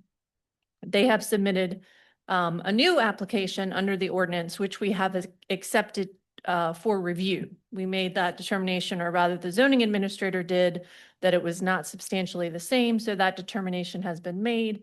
So now the special use permit is before you this evening.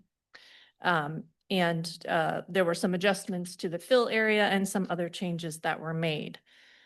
Specific to fill in the floodplain and activities in the floodplain, there is an adjacent site, which we noted has had a special use permit previously approved.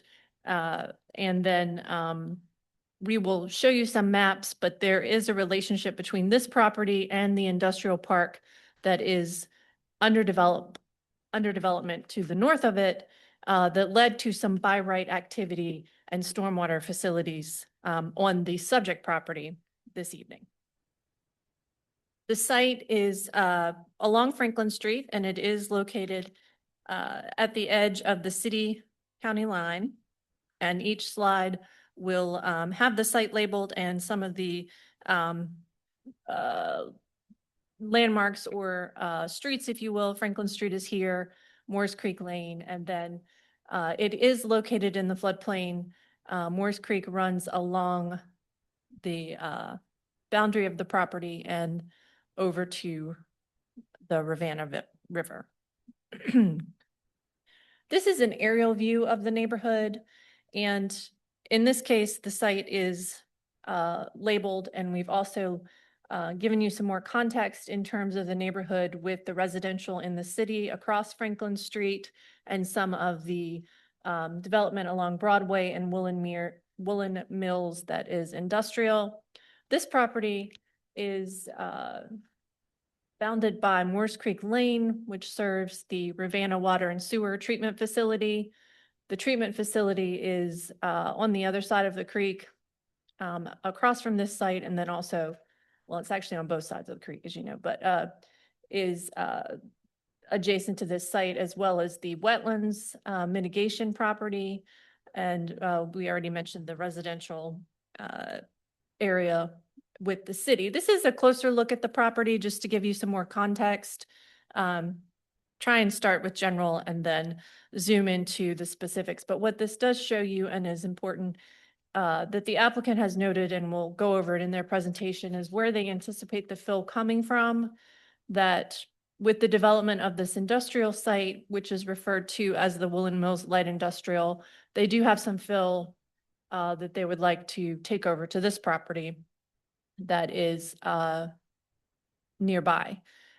So that is indicating where they anticipate the fill coming from.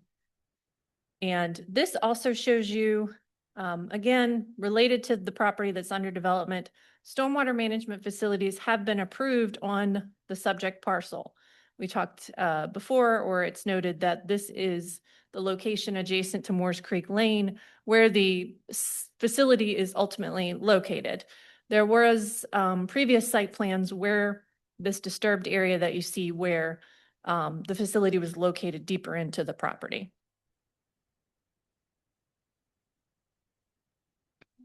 Having a little trouble with my mouse here. Sorry about that. And then the property again, I believe, showing you just another view of those characteristics and showing the wooded areas. Switching gears to the zoning, we did mention that the underlying zoning is light industrial. And that is shown in the blue, and this shows you there is a bit of light industrial in this area, and it shows you the city boundary. The subject of this request, as I mentioned, is specific to the flood hazard overlay district, which is the blue area. The entirety of the property is in that district. And I mentioned, this is just a presentation we use for the community meetings and those that may not be as familiar with our ordinance, but it is in addition to the underlying light industrial regulations. It's not proposing any changes.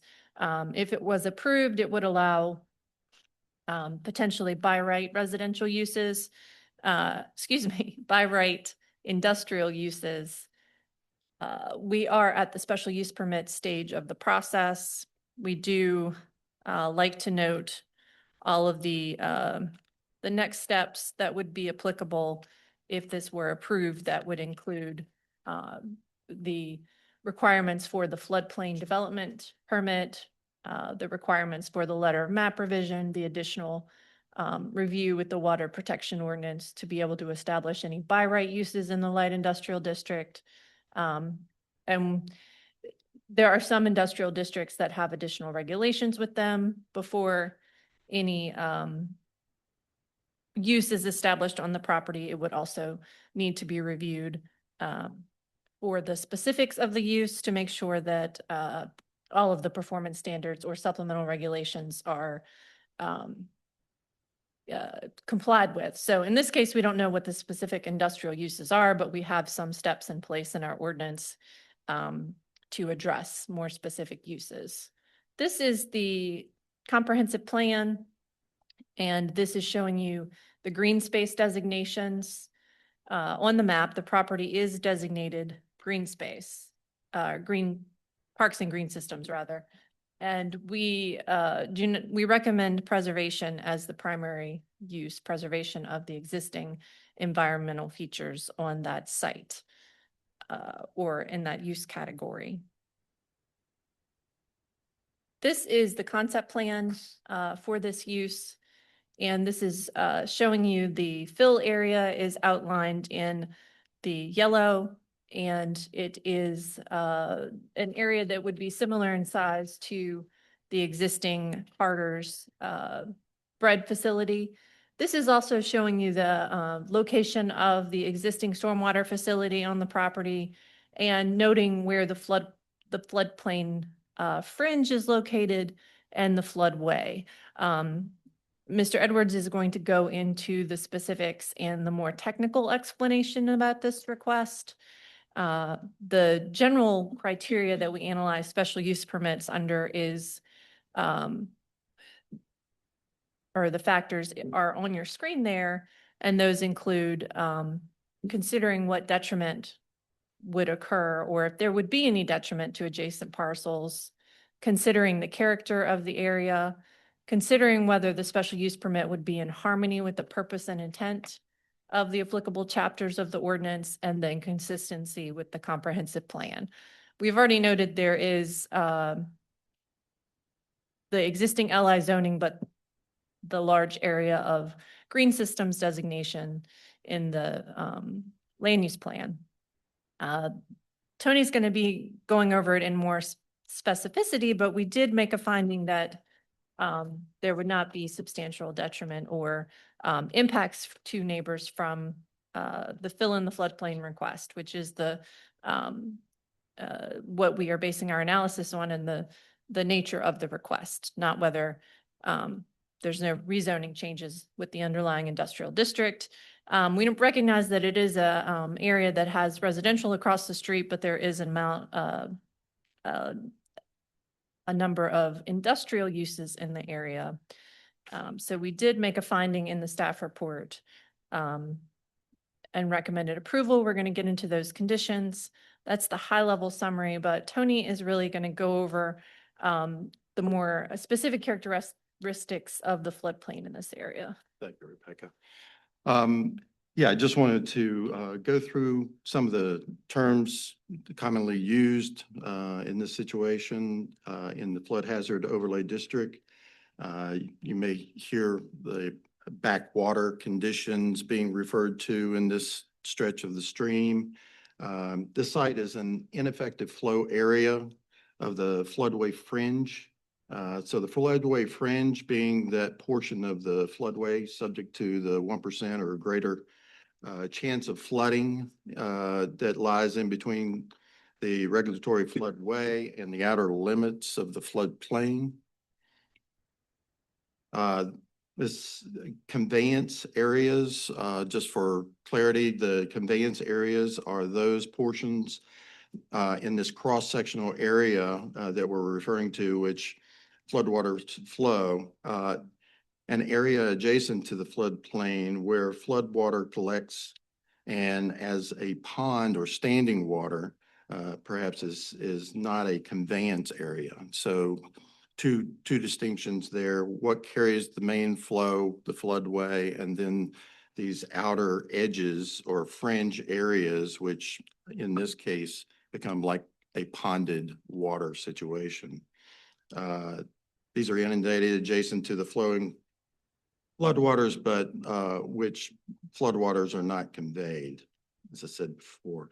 So they're referenced as a ineffective flow area or non-conveyance. The regulatory floodway will not be impacted. That's the main statement to take away, I think, in this situation is the channel of the river and the other water course and adjacent land areas that must be reserved in order to discharge the base flow without cumulative increases. That makes sense. Next, we've got a few terms that kind of reflect what that backwater condition refers to here. The first one being the hydraulic isolation, the backwater areas such as oxbows or wetlands, often disconnected with the limited interaction of the main river. Again, it's that shoulder area of the floodplain that we're referring to. Adding fill in this area doesn't significantly alter the main channel capacity in these in carrying the floodwaters. So floodplain water elevations remain reasonably unaffected. Next, you'll see the parcel location here is in that teal green area. This is reflective of the floodplain with backwater. And if you'll look at the cross-sectional black lines there, we have an elevation of 324. We go to the next slide. You see the floodplain without backwater. And in that same area, that elevation has differed. It's actually lower, 322.39. So keeping in mind that that backwater condition creates a higher elevation naturally there because of the restriction that it's trying to get into the Rivanna River. So that's the restrictive point, which pushes it into this condition. Encroachment standards, just so we're reminded of what those are: minimizing obstructions. Field should be designated and constructed to minimize obstruction to and effect upon flow of water that such. The field will not in the opinion of the administrator, result in any increase in the base flow elevation above that authorized. And number two here, no fill is placed in the regulatory floodway, which is the case here. And then, of course, protect against erosion. That will come later in plan reviews. And no polluting. The field shall be of a material that will not pollute surface water or groundwater. And then additional information to support all of that will have to be required and has been provided up to this point in order to get the FEMA Clomar F approval. And then certification finally for the no fill activity before the owner submits to the site plan, and then floodplain administrator certifies. All right, Rebecca. Yes, thanks, Tony. We hopefully that gives you some of the analysis and context of what led to the staff conclusion. We have made the same findings that we did on the prior special use permit. We haven't changed our recommendation in terms of potentially recommending approval for this.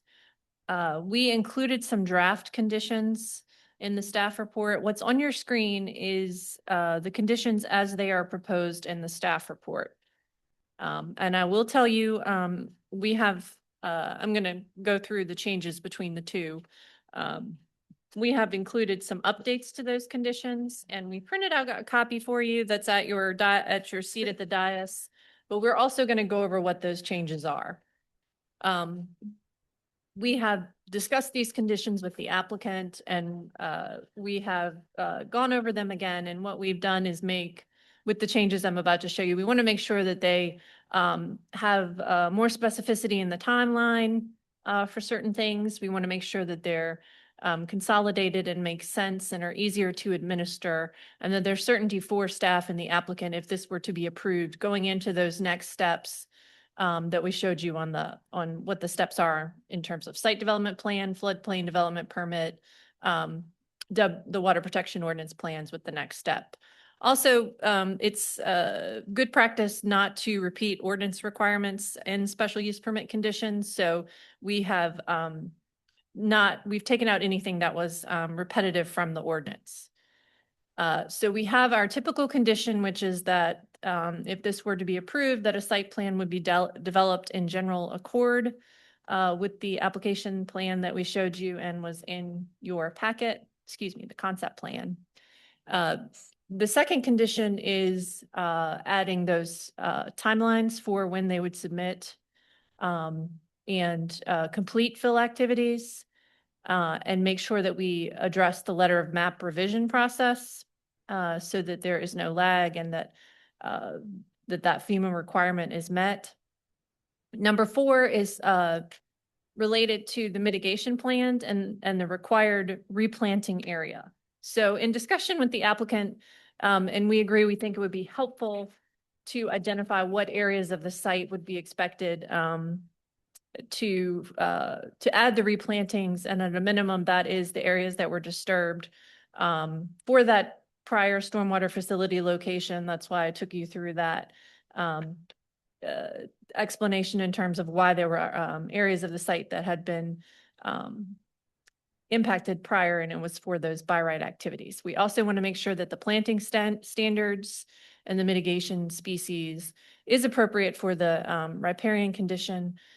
We have worked with our engineering staff and our conservation program manager to suggest the planting standards that are there in the condition from the Department of Conservation and Recreation. The stormwater treatment, we believe there should be enhanced stormwater treatment on this site if the special use permit is approved. Initially, staff has recommended and was in your packet twice the total required nutrient load reduction. The applicant may share some information as suggested that an alternative condition that they'll go over with you that they would like to make sure, and they'll explain that that condition is in line with the impacts that may come from the fill.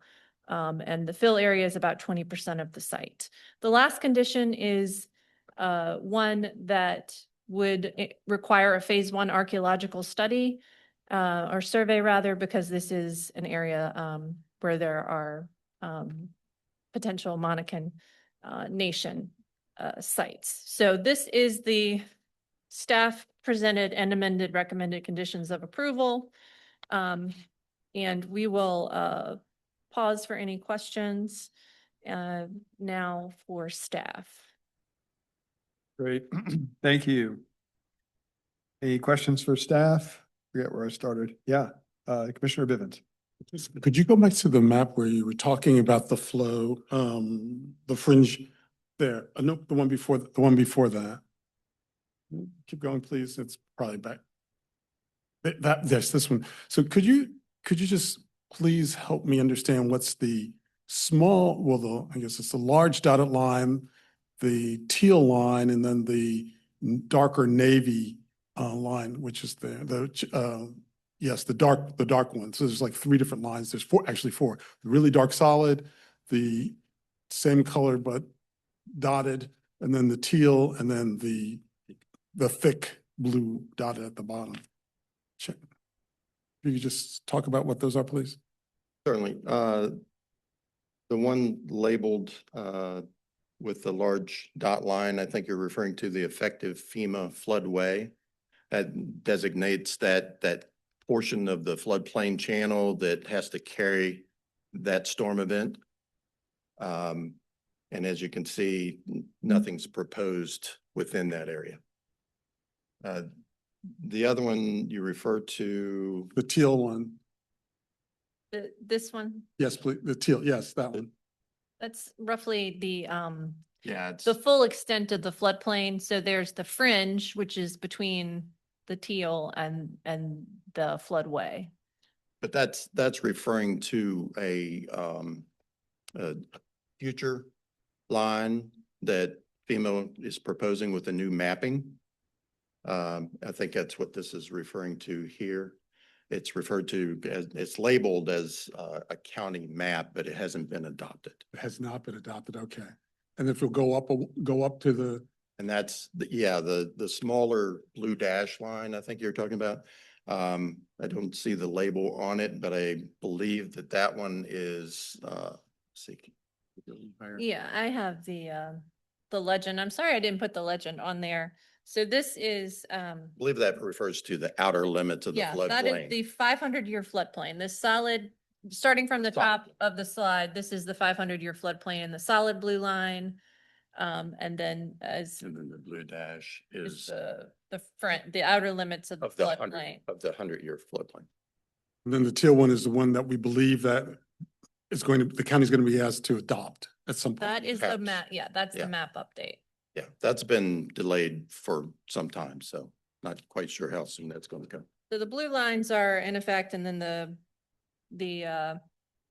this blue line, the teal, is the potential map change. The teal is the potential, I'm sorry, just to clarify, teal is potential map change to which? For the 100-year. 100-year floodplain. 100. Yep. So that's the thin blue dashed line right now, so be relatively minor. Okay, sorry. Thanks. Frank Poole, County Engineer. I can answer this question. The teal is what FEMA refers to as an available map. They've done some modeling throughout the county. It's not, quote, preliminary because that means something to FEMA. So they have it on their website as an available map or available floodplain. And it's based on LiDAR. It's based on some modeling that's been done at the Woodland Mills site and in the Rivanna River. So it's what we believe is a more accurate representation of what the future map will be, but I can't say that. We cannot regulate to it because it has not been declared as a preliminary map. Once it's declared preliminary, that opens up the public input phase where FEMA advertises and gets public input. As Rebecca stated correctly that dark solid line is the 500. The next line in, which is the dashed, dark blue is the current 100-year adopted floodplain limits. So the available map in teal, if it goes through that process and we're adopted wholesale, would replace the dark blue dash. So it's fairly close. Yes, and Geographically. I would suggest or say, not suggest, that what the engineer did is reflective of that, would be reflective of that. Great, thank you. Okay, That helps. you're welcome.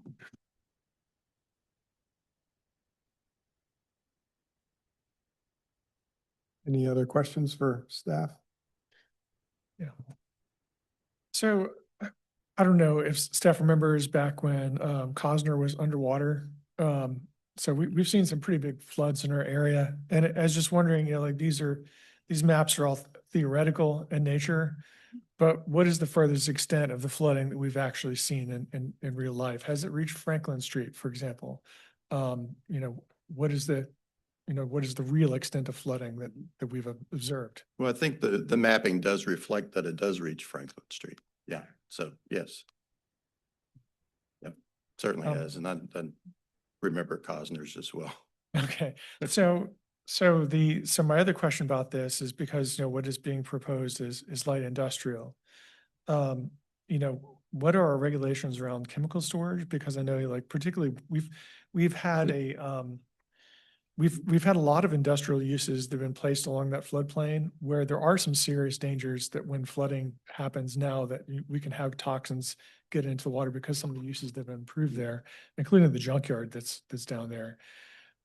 So do we have regulations specifically that if that was to flood, that would protect us from the chemicals entering the waterway? Yeah, that refers back to the slide where we have the non-pollutant category that we're looking at, which includes those sort of things. Definitely. Yeah. And I presume in the list of conditions that would prevent any use of nutrient credit trading to satisfy the erosion and sediment control regulations. Yes, Right. that's correct. I think that's the change. One of the substantial changes. One of the substantial changes is that. The stormwater treatment must be provided on site. Yeah. Right, and I see that specifically it targets phosphorus, as opposed to phosphorus, nitrogen, and sediment. Was the reason for using phosphorus specifically? That's the governing standard by the state as well as county. Okay.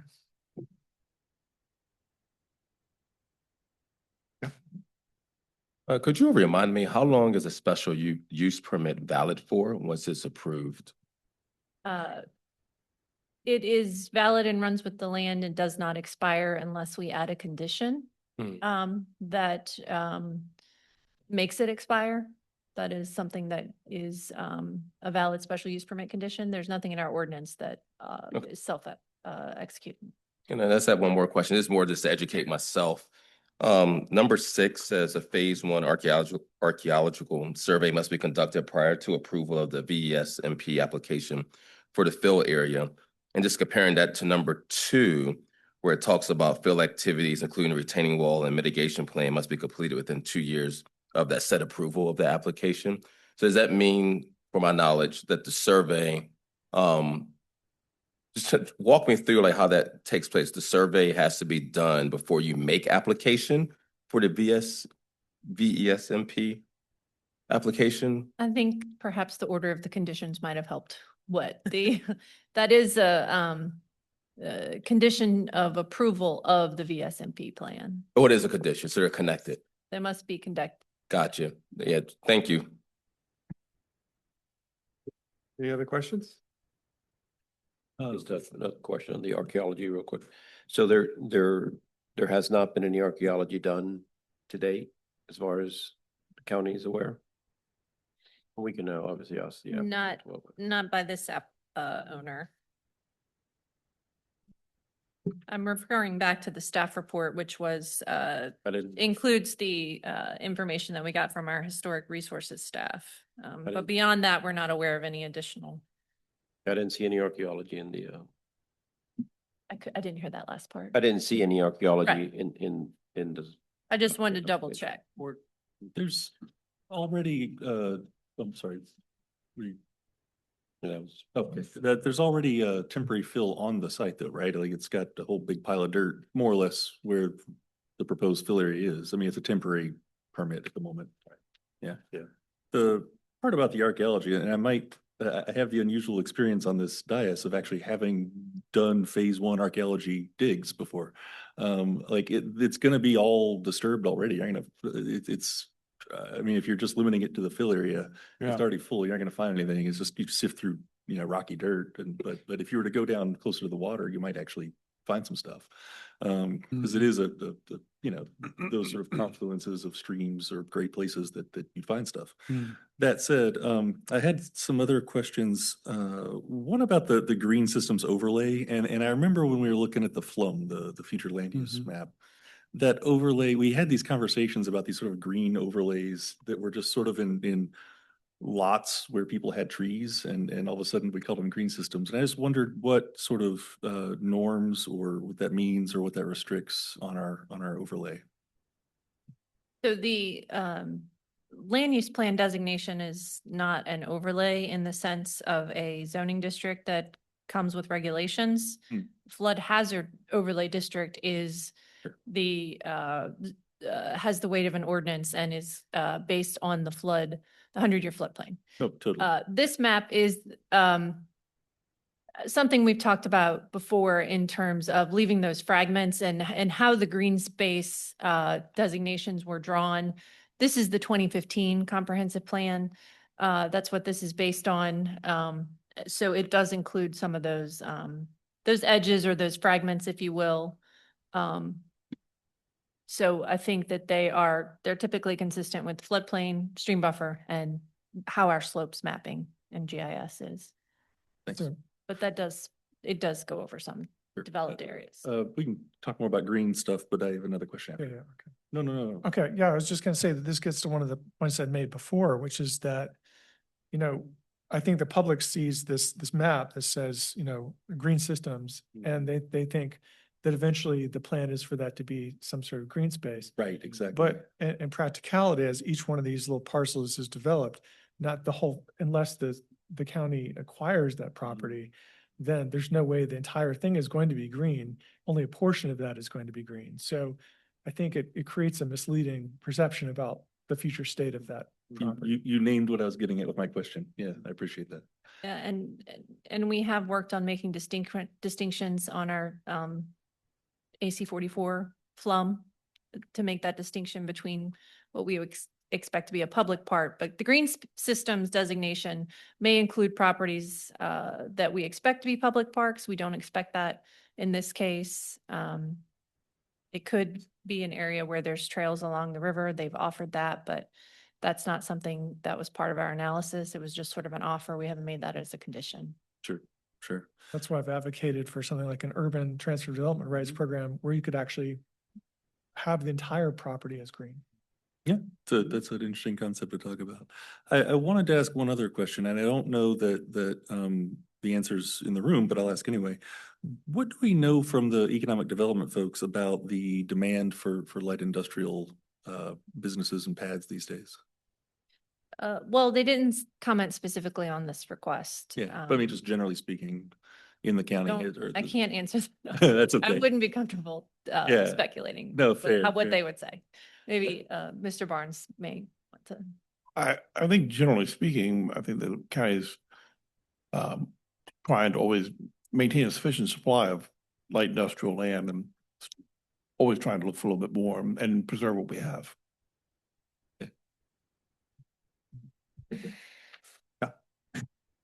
How, when you noted section 30.3.14, how is that monitored? How does the county kept aware that all of those conditions there are being supported and not being violated?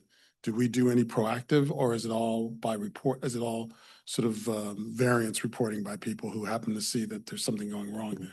Well, that's, our conditions that we've recommended in this case are tied to specific application processes so that we have steps to enforce them.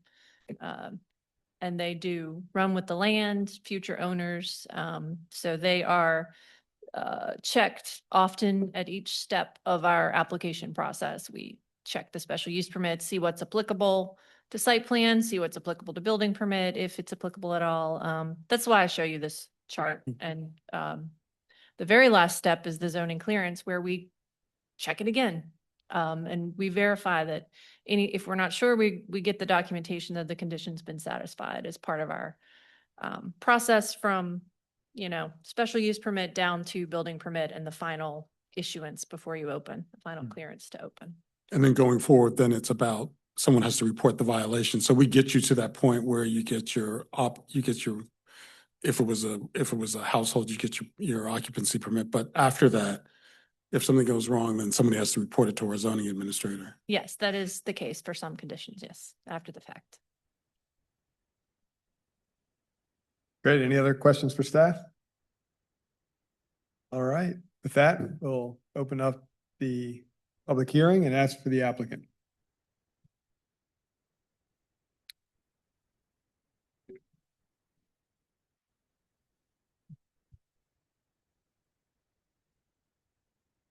Good evening, Chair Missel, members of the Planning Commission. My name is Kelsey Schlein. I am a planner with Tataline Planning and Development Services. I'm here tonight representing Chris Donaldson, who is the property owner. And here with me tonight to my right is Brian Sahaki with the Timmons Group.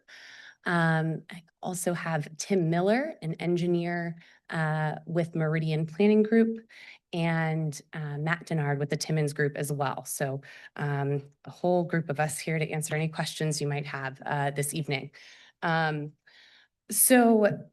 This, I'm going to provide a high-level overview of this application and then turn it over to Brian to discuss the unique characteristics of the floodplain on this property, as well as the floodplain development process and the work that he's put in to this so far.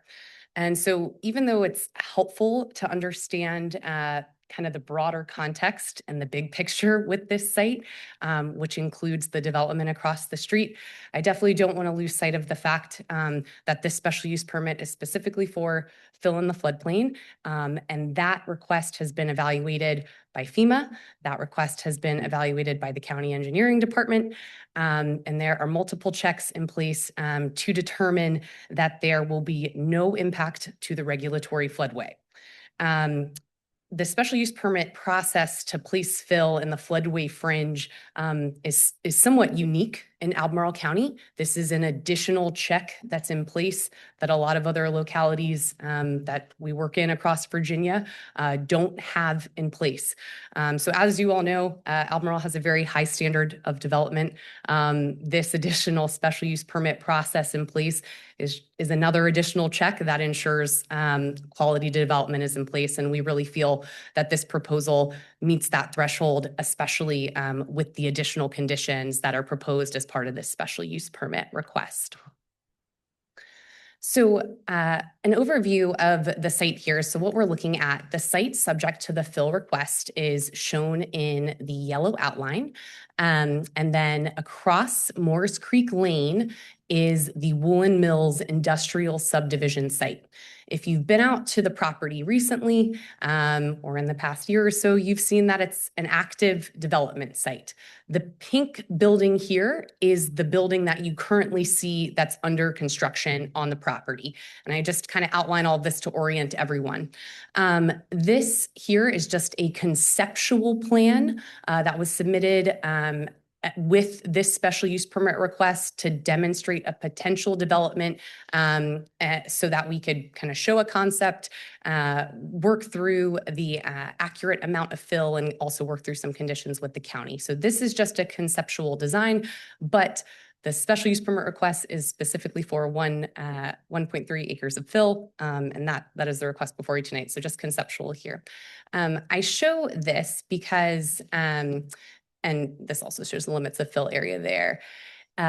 The development of the Woolen Mills industrial site is kind of goes hand in hand with this request to place fill on this property. There would not be a request, I think, given all the time and expense and headache that has been involved in this process. I do not believe this application would be before you if it didn't make logical sense for the construction that's going on across the street. And so if you go up, if you go up to this site, there is a large stockpile here. And this stockpile needs to move. It currently is kind of prohibiting continued construction through the site. And so this dirt is going to move off this property regardless. This is an ideal location that is 500 feet away. It limits the trips traveled, the miles traveled by dump trucks. It's very close to the property. The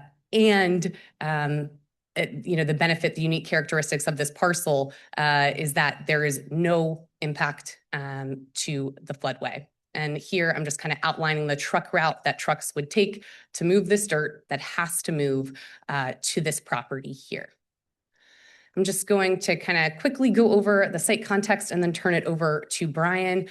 So there are, residential uses across the street, but this is very much, characteristically and historically an industrial area. We have Broadway Street here, brewery, HVAC contractors, roofing contractors. We have, coffee shop down at the wool factory and more tech office users. So kind of very much historically an industrial site. The property is zoned light industrial, and we feel we're directly consistent with that zoning. But I do also want to note that 80% of the site will be dedicated to a forest open space easement or a stormwater management facility. And so although the comp plan designates the entire site for green systems, there is underlying zoning here for light industrial that zoning has rights affiliated with it, but overwhelming majority of the site will remain dedicated to open space and stormwater easements. And lastly, we are within the Broadway Blueprint area, which was an economic development study to kind of revitalize this area. And I will turn it over to Brian. Thank you. Hi, good evening. Brian Sahaki with the Timmons Group. I want to start with addressing the elephant in the room. I am older than I look. I have 14 years of experience, and 10 of that is in floodplain modeling. And I want to recognize that floodplains are important. That's why we're here talking about this tonight. And that's also why there is a careful and technical process in place when work is proposed in the floodplain, which is what you see on the screen here. It's a highly technical process. It's a lengthy process. It takes on average 6 to 12 months to go through. There are multiple review cycles throughout the process. It is specific to each individual application. It cannot be reused elsewhere for other reasons. So just to walk through it quickly, we obtained the best available data from FEMA. We use that to perform our study, develop a technical report, a digital model, and in this case, a no-rise certification. It's not an opinion, it's a certification based on facts and data. That's then submitted to Albemarle County for their review. They have to agree and concur with our findings before we submit anything to FEMA. We both sign applications to submit it to FEMA. FEMA then reviews it, and in this case, they approved it, and we all found that there is no impact to the floodplain. There is no rise for the placement of this fill by multiple technical subject matter experts. So I'm going to try and summarize in a little over 2 minutes how floodplains work. So I'm going to be brief and run through this, and I'll try to spare you the technical jargon. Believe it or not, this slide is actually about time. So what this is illustrating at the bullseye is essentially where the project site is, where Morris Creek and the Rivanna River come together. And what didn't show up for some reason on this slide, but I can highlight it, is this lower area. There is Morris Creek's watershed. Because it is so much smaller, It's all about the length of travel of that water. So Moores Creek being at this location, this water gets here much faster than all of the water from the Rivanna River with this much, much larger drainage area that goes even beyond the limits of Albemarle County. This results in a significant difference in time when these two creeks and rivers flood, and that's important. Because that time equates to the peak flow, and the peak flow equates to the peak water surface of the floodplain. And what this is illustrating is that difference in time of these two events. What you see in blue is Moores Creek, where that water peaks, comes down, and it's gone by the time all of that water for the Rivanna River comes down and peaks. And that is where, how and why this backwater condition occurs. It's this difference in time between the two. So this is a map of the project site and the floodplain. I'm running short on time, so I'll try to be brief. The floodway is the red and blue striped area. The floodway fringe is the blue area. The proposed fill limits are here. And what you see with this red line is the extent of this backwater influence from the Rivanna River. So this 324 elevation is static throughout this entire stretch. And that's important. What's also important is this natural flow constriction where Moores Creek also does not utilize this area where we intend to place the fill. And again, this has been reviewed by subject matter experts, by the county, by FEMA, approved by all, and recommended for approval tonight.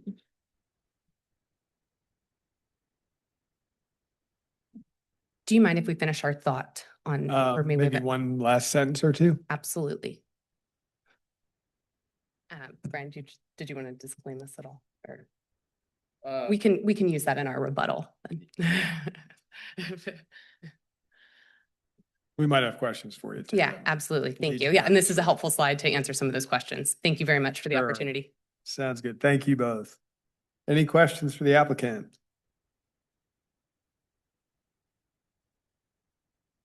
So, question. All right, so, as one of the conditions is proposed is that there be no increase in phosphorus. Have you given some thought about how you intend to achieve that? Yeah, absolutely. So there was a conceptual kind of stormwater management plan, and it's a series of jellyfish back to back to back for increased stormwater treatment as it flows through. And if you'd like more detail, I guess on the high level, I'd ask Tim Miller to come up and respond. But that's the conceptual plan that's been put together at this time. All right, what did you call them? Jellyfish. They're a type of capture and treatment facility. Oh. She didn't really. Someone else heard of that? Jellyfish. I know. I've just never heard that term. Creative. Doing this for 100 years. I Yeah, yeah. Write that down. It's Elo. Yeah. It's really getting bad. The other thing there's the orange part on the map, the 500, your area. This may also be for staff too. Have we experienced flooding in that 500-year area? I mean, is that been a place that we've seen flooding within, I don't know, the past 20 years? I can't speak to that or clarify to that, but I can just say Is she shaking no over there? There was some major flooding in the mid-1980s. That's when one of the spans of the Rivanna Bridge going across. Yeah, went so like in underwater. 1980s, do we know that the floodwaters get into that orange area? No one knows. No, 72 was another. It exceeded, but not sure that it made it to the limits of that orange area. Okay, I mean, I'm just raising the point that, some of these areas that are labeled 100-year floodplains or 500-year floodplains, we're seeing flooding that's a lot. Yeah, it's not the number of years, it's the percent probability that it will occur in any given year. Correct. So it isn't, in 500 years. Correct. I know that It's it's not in more of a 500 labeling years, but that I'm just FEMA saying made up. statistically, some of these areas that are marked on these maps are flooding a lot more recently than. Yeah, you can have 3 500-year floods in 1 year, or the same month even. Great. Any other questions for the applicant? Sir? No, please go ahead. I just have sort of it's sort of a business question. So if this is in an area that may be changed by FEMA when they get around to it, which under the present set of circumstances, I doubt that's going to happen anytime soon. But if it did happen, do you have problems? Would a business have, would that area have any impact on a business's ability to get insurance? And if so, then why would we shift the risk? I mean, I'm trying to figure out what's the viability of that space if it does in fact become part of the if I'm looking down at Karen, the 100-year floodplain. If the blue, or I guess I'm looking over here, if the blue becomes that part of it, that would mean it would be part of the 100-year as opposed to the fringe, if I understood you correctly. The teal line, if the teal line becomes solid blue, Right. then right now it's proposed and we don't know if that's ever going to happen. But if it stops being proposed and becomes the new level, does that have an impact on a corporation's ability to insure their products there? Well, if I may add, by raising the elevation of this site, we're vertically getting it out of the floodplain. Okay, thank you. That's helpful. And that's how the insurance will. That's how they'd look at it. Okay. And then there's already a good pile of stuff there. And so how will you do this? How will you do the archaeology phase one with that pile of stuff and say, would you move that pile of stuff to see what the surface looked like? Because there's been a pile of dirt there for a good while now. Yeah, I mean, that's a good question. And I think that's the details of exactly how that will happen will be worked out with the county to ensure that we're complying with the condition, since we have to submit that to them prior to the submittal of the VSMP plan. So there's kind of that trigger check in place to make sure that we're coordinated on what that study looks like. Okay, thank you. Sort of on the business side of things as well, I was wondering with the Woolen Mills Industrial Park just to the north that the applicant also owns, what's the kind of current status of that development? What's the demand? How much is it filling up? Sure. Well, it's honestly hard to sell pads in the condition that it's in. And so there is one building, the one that's under construction, is sold. The remainder is, I mean, I think that road really needs to be completed and cut all the way through so that people can see the vision and see what they're buying into. It's much of the property, it's enabled to be condoed. And so some of those buildings are sold off, which is the case with the one building that's under construction. It's hard to sell potential clients such significant investment when the project is in the state that it's currently in. But I think one thing, and I just kind of want to offer this anecdote, the one tenant, or I should say owner, who's going into to the building that's currently under construction is a local coffee roaster. And they, I think, have been bounced around to 5 or so different locations just because they haven't been able to find a location to match their business. And, you know, they've been told by brokers, et cetera, well, go to Zion's Crossroads. There's plenty of space there. And they're like, my employees don't want to be there. My employees live here, they work here, they want to be in industrial space in Albemarle County. And so I just offer that as an anecdote because I had a really productive conversation with that individual. And you know, I think that we'll see more stories like that on this site if it's able to move forward. If you could, tell me more, what do you mean by that site's current state it's in that's preventing purchasers or builders there? Is it the giant pile of dirt on the north side of it, or what do you mean? Right. Yeah. So we can't cut a road all the way through. That's kind of pretty critical for access, and especially for, you know, if any of the light industrial users on the subdivision site have box trucks, whatever, having a way to just kind of loop through the site is great for truck drivers. They don't have to do, you know, point turns in their box trucks. And so that's also just, you know, ideal to have a continuous connection all the way through. Okay. Any other questions? I just had one question. I mean, we've received a lot of feedback from the public about this. And one of the major concerns that I hear is this idea of filling floodplain, just basically, right? Like, okay, just conceptually, doesn't sound right.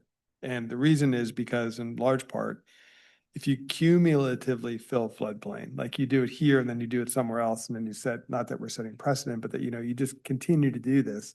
Eventually, I mean, if you extrapolate out, you're gonna have no floodplain at some point. You're gonna have impacts.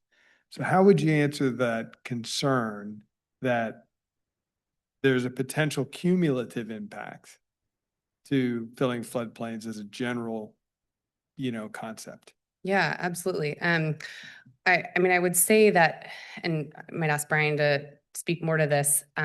This site is particularly unique because the flooding condition is controlled by the Rivanna River and the water backing up onto the site. And this is actually where this slide becomes pretty helpful to speak through.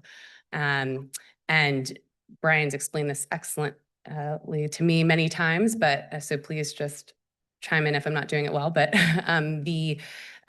so this, just kind of shows the channel in which the water is flowing. And then on, the outside of the culvert, this is just kind of, ineffective flow. If you put fill there or whatever, it's not going to change the surface elevation. This water kind of just exists to find equilibrium. So can I stop you there? Absolutely. Because I didn't get this in the CAC meeting either. Don't you displace the water that's in that area if you fill it? And if you do, doesn't that push water into the channel? The water would never be there if it was filled. So it's an equilibrium based on the flow that's passing by. And that flow is defined by a certain amount of area to pass that flow, and it reaches a water surface. But if you were to, again, extrapolate this out and if, you added fill and you basically displaced all that water, you would increase the amount of water that has to flow through the channel, right? Because it would be the same amount of water that flows through the channel. There's no then there's additional a time issue. It would take longer to get the water through. That water's got to go somewhere, I guess. Maybe it's just, I'm not fully understanding it. And that's why we wanted to also recognize the process that this has been through with subject matter experts at both the county, outside of Timmons Group, and FEMA, that have all studied this and come to the same agreement that this has no impact, no rise. And to put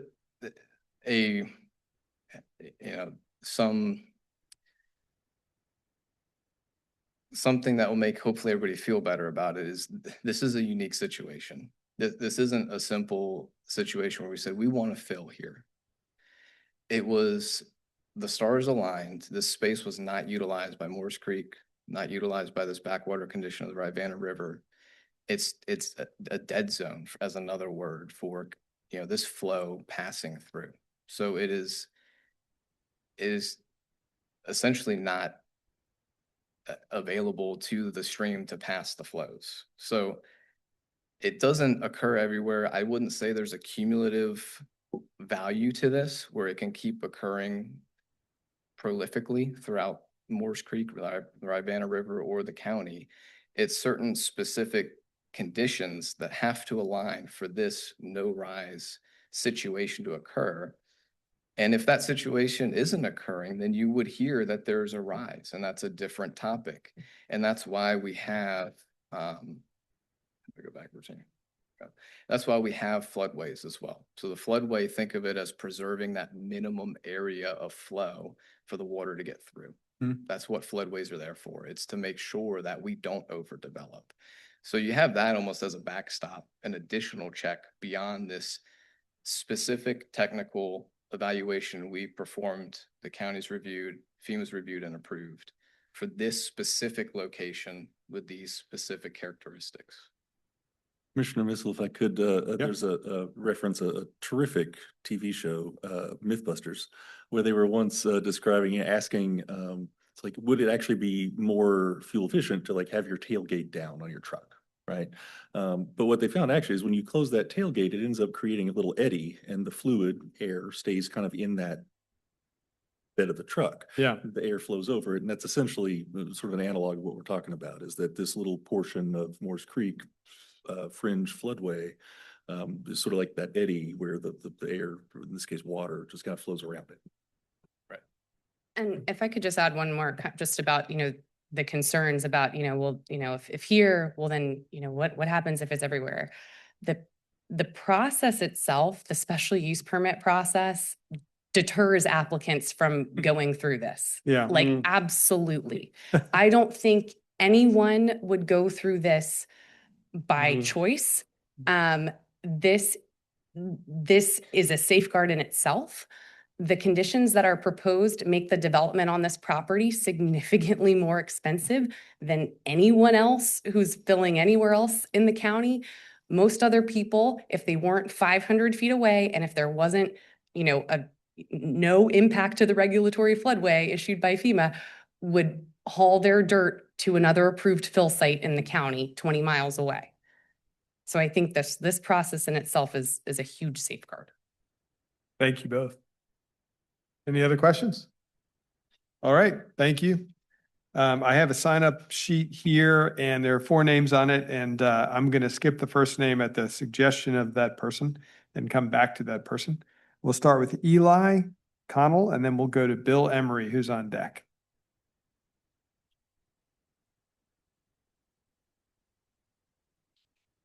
Good afternoon. Thank you. My name's Eli Connell, and I am a physical scientist with the Virginia Department of Environmental Quality. Obviously, my views here tonight are my own. I just want to give you a little perspective that I am also a scientist.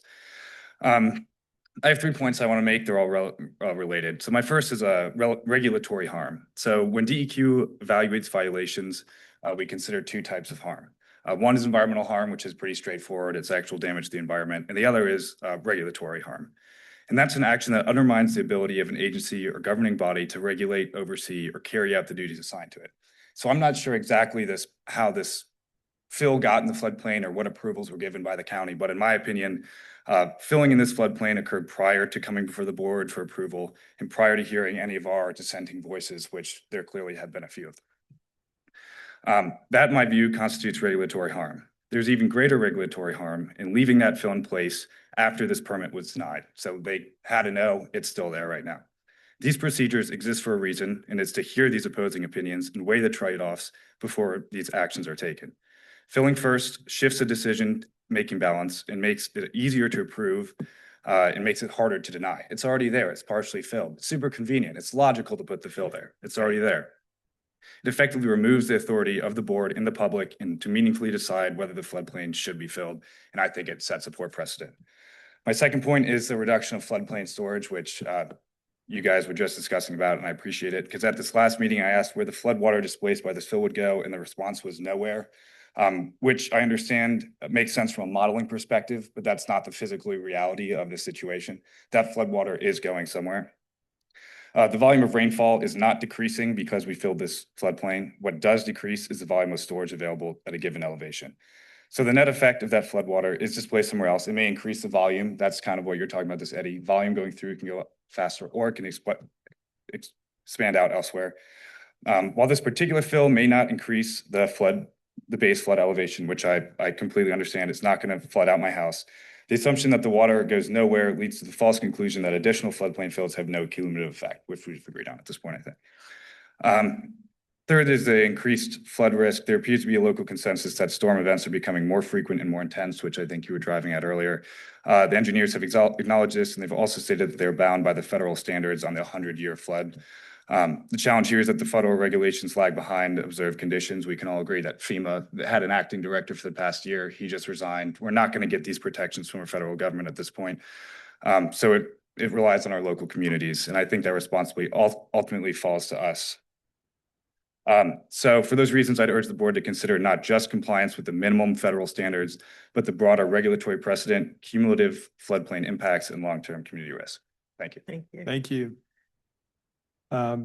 Mr. Emery, and then Katie Chester is on deck.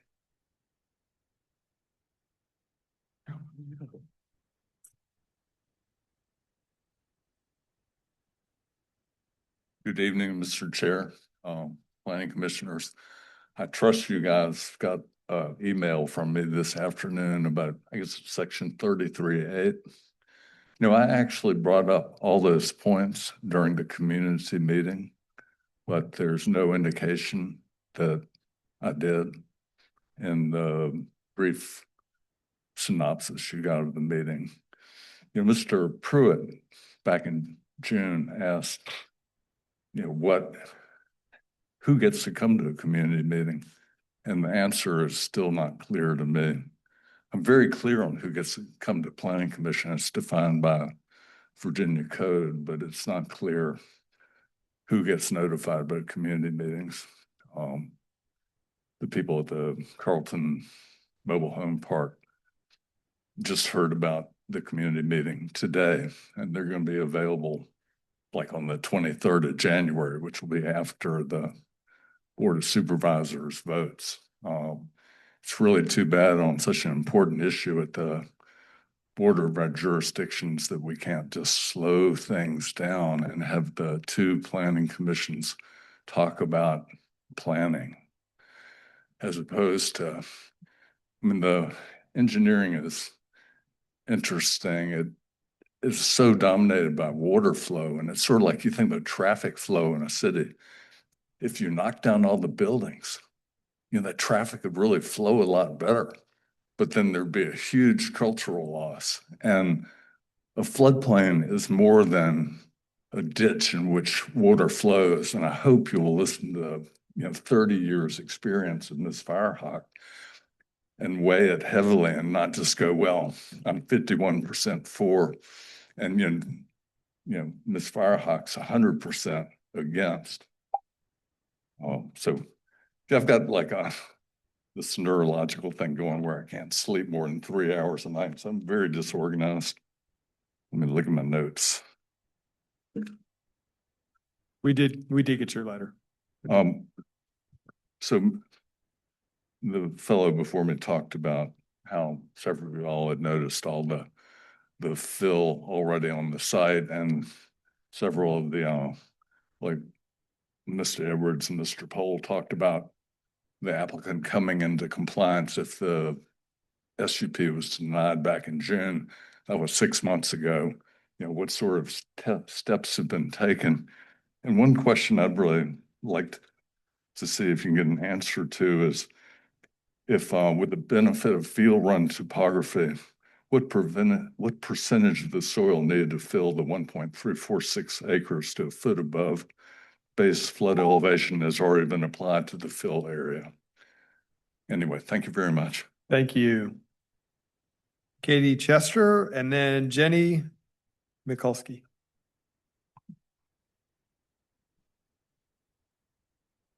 I'm Katie Chester. I live on East Market Street. One of the things that struck me listening to this and the topic before, Mr. Bivens, you talked about how helpful it would be if there were transitional development zones instead of a hard edge, that it's difficult when you bump up against the hard edge of development and rural. Well, the floodplain fringe is the transition between the floodplain and the non-floodplain. And what this applicant is asking us to do is to remove it and treat it as a hard edge. There's a fringe designation because transitions are useful. Mr. Moore, you said, oh, is there a temporary permit because there's dirt there already? That is exactly the problem. Because this owner has dumped the dirt there, there's the assumption that it's okay. Actually, it's not. He has created his own problem by poor planning. The idea that there's nowhere to put the dirt from the other building, why wasn't that thought of before they started building the building? Now he dumps the dirt here without permission. He's denied it from the Board of Supervisors. We're told he's going to come into compliance, and instead he's filing this. So when we hear that there are steps to enforce the plans, this is an owner who has a history of creating problems, asking other people to fix them, and not obeying the rules, but creating his own mess. That isn't really a process or an individual that inspires trust in me. And so I think the woman who just spoke said that this proposal wouldn't be here if it wasn't for that mound of dirt from the other building. Why are we messing with floodplains because someone planned poorly a construction site? Something, excuse my language, is back asswards here. You figure that stuff out before you make the mound of dirt. The floodplain fringe creates a transition. And then the public doesn't have to police someone who broke rules that they should know better. Thank you. Jenny Mikulski?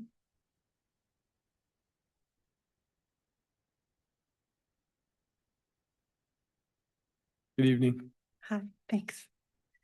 Wanted to speak to the archaeology for a moment.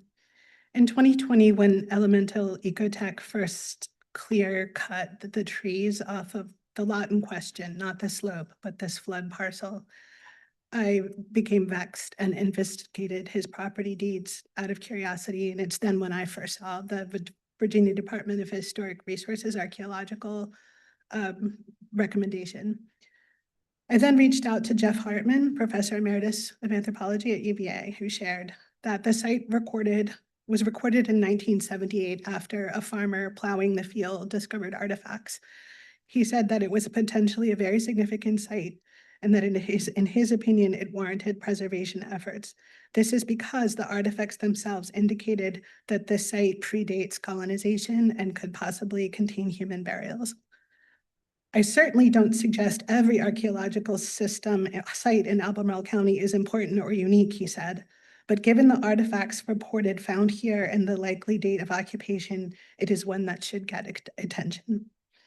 That was in 2020, and I didn't shout that from the rooftops in part because, as I'm sure Nathan could share, that you just don't want to have people then raiding the site, looking for artifacts on the site.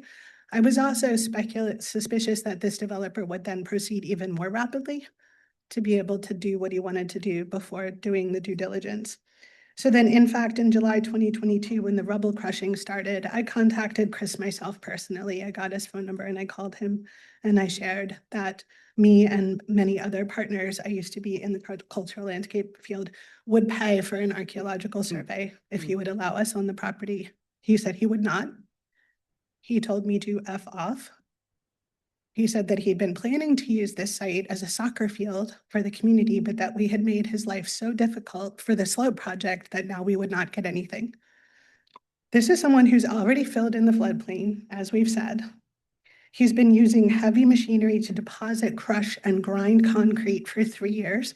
His heavy equipment is there in sight of my front porch, has been for 3+ years. It's still there as we speak, even though this was denied by the Board of Supervisors in June. And he has been doing so with the full knowledge of the potential sensitivity of the artifacts in the floodplain site. Thank you. Thank you. That's the end of my list. Are there others here who would like to speak to this? No? Okay, seeing none, is there anyone online? No, sir. All right, would the applicant like to come back up and respond to anything they've heard?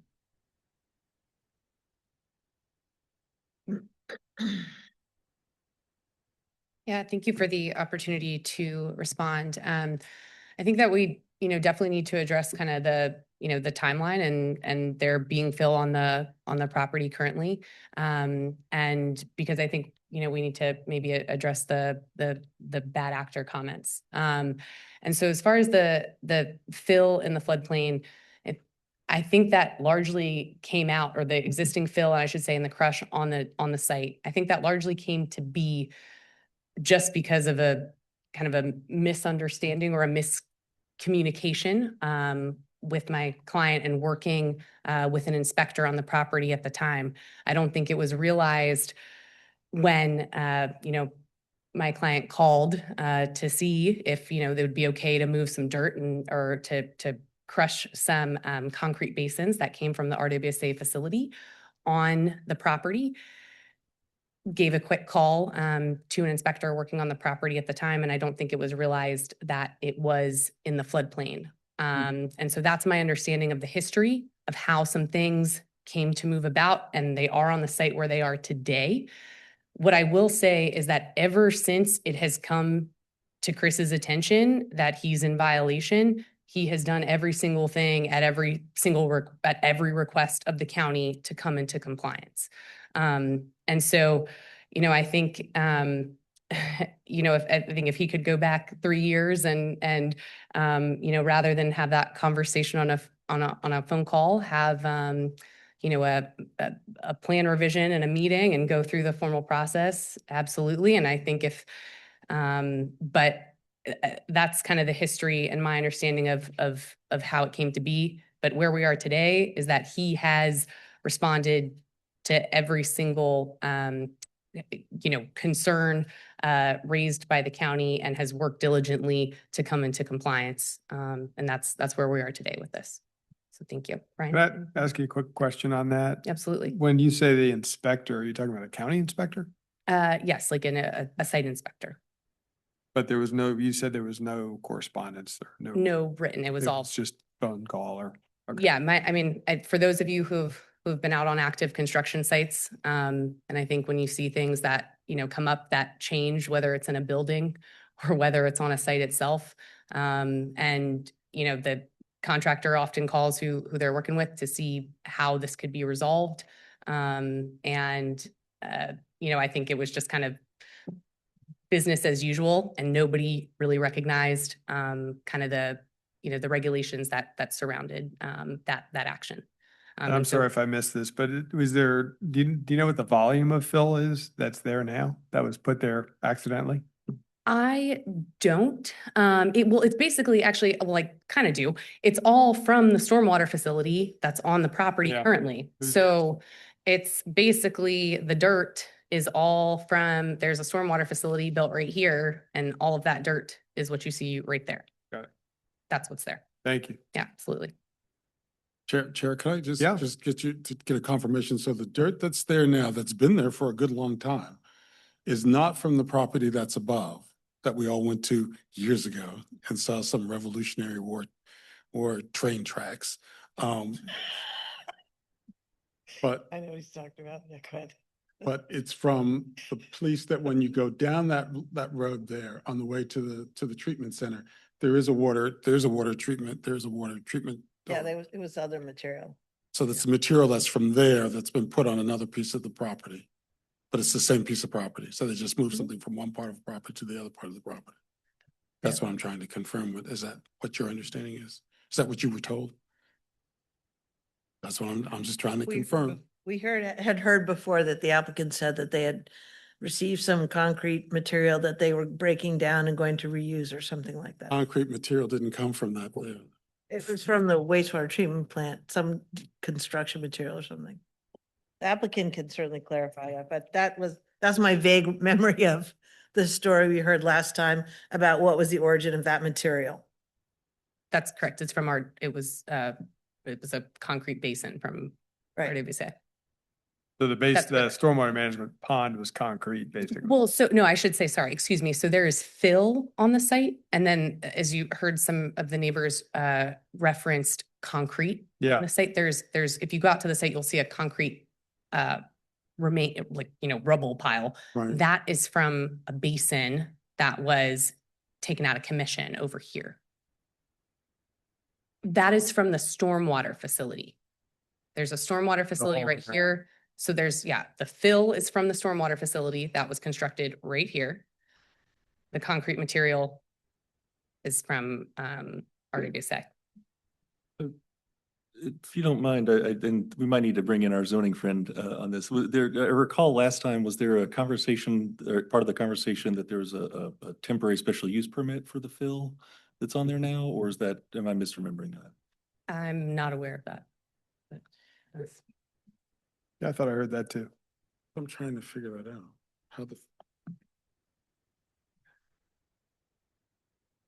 Frank Pohl. So I can corroborate that is how the fill got there. It was the inspector allowed them to put it there. And so we've been trying to work with them to get this resolved. part of my analysis that not requiring it to be moved right away was this fact that it's in a backwater condition. So. Sorry, yeah, it was the what, Frank? I'm sorry. that we're in a Backwater. backwater Got it. condition.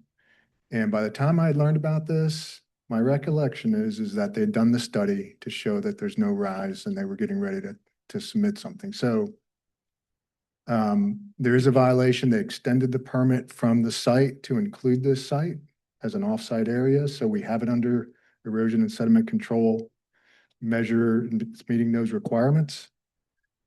I can't speak to that. I haven't been to the site to confirm that recently, so I can't speak to the current condition of the site, but it is under the permit of the main site.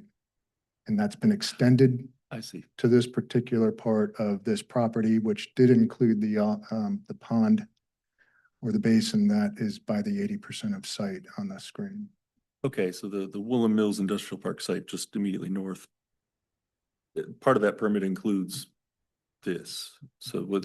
Yes, the VESMP just for this quote stockpile storage Okay. area, not for the entire what's being proposed with this SP. No, I understand that, but does the more temporary Yes, pile was permitted, or have there in this few years history of this particular project impacting with the temporary fill? Has there been any sort of like, is there any history of like, violations or other things that we ought to know about? other violations, I don't know of other zoning violations, but regarding the fill, that's what my understanding of what occurred. And you said, sorry. Didn't mean to interrupt. You said there's an E&S plan that covers this area now that's in place. There is a plan that's been provided in the field and it covers this area. Got it. Okay, thank you. Thanks. You're welcome. All right. Thank you all. You finished? Didn't want to cut you off. All right, great. Thanks, everybody. With that, we'll close the public hearing and we'll go into discussion. Who would like to kick us off? I would like to throw in a different thought than what we've been talking about. Yeah. So we've been talking all evening about stormwater volume and flows and base flood elevations and floodway fringes and floodplains and 100-year floods and 500-year floods. And I'm well familiar with all these terms because I spent more than 30 years running a national stream and wetland habitat restoration program across the entire United States. But I also spent over a decade surveying the biological integrity of Morse Creek. So I'm really familiar with this. I was also vice president of the Belmont Neighborhood Association. I lived there for many years. So I know that neighborhood really well. I know the county side really well. So we'll just establish that. But we haven't talked about the other purposes that a floodplain provides. It is not simply a zone where water is stored during a high water event. It does serve to dissipate the energy of flood waters. Yes, you do want them to be able to spread out and slow down because they're less erosive than if you push them into a funnel and let them go really fast. And that's why we don't like filling in the floodplain, because it constricts that flow and makes it go fast. So we can accept the engineer's analysis that they say that because this is a backwater fill situation where the water, as the Rivanna River rises, it backs up Morse Creek, but that they have done all their calculations to say that this small area of fill will not raise the base flood elevation. Fine, I'm not going to argue with that, all right? I'm not an engineer, although I do work with a lot of engineers. But we haven't talked about the fact that there's other things that go on in the floodplain that are also really important. This is habitat. This is not simply an exercise in water flow, but it is also a habitat where many different species depend on that riverine habitat. Riverine is not a word that we've heard tonight. That refers to that unique habitat that exists along the river. And those of you who canoe or hike or spend a lot of time in the water understand that that is a different environment than the upland environment. So to quote the Department of Wildlife Resources, Morse Creek, which flows through the city of Charlottesville, is a tributary to the Rivanna. For decades, urbanization and manipulation have degraded the habitat and water quality of Morse Creek.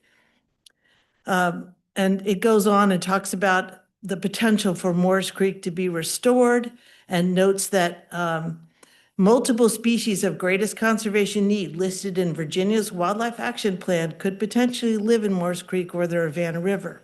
And they go on to list all the different species. Just because we have urbanized the watershed doesn't mean we should continue to degrade it. Just because we thought it was a good idea decades ago that we would put industrial uses along a river, that's still a great idea. Zoning can be old and stale and a bad idea.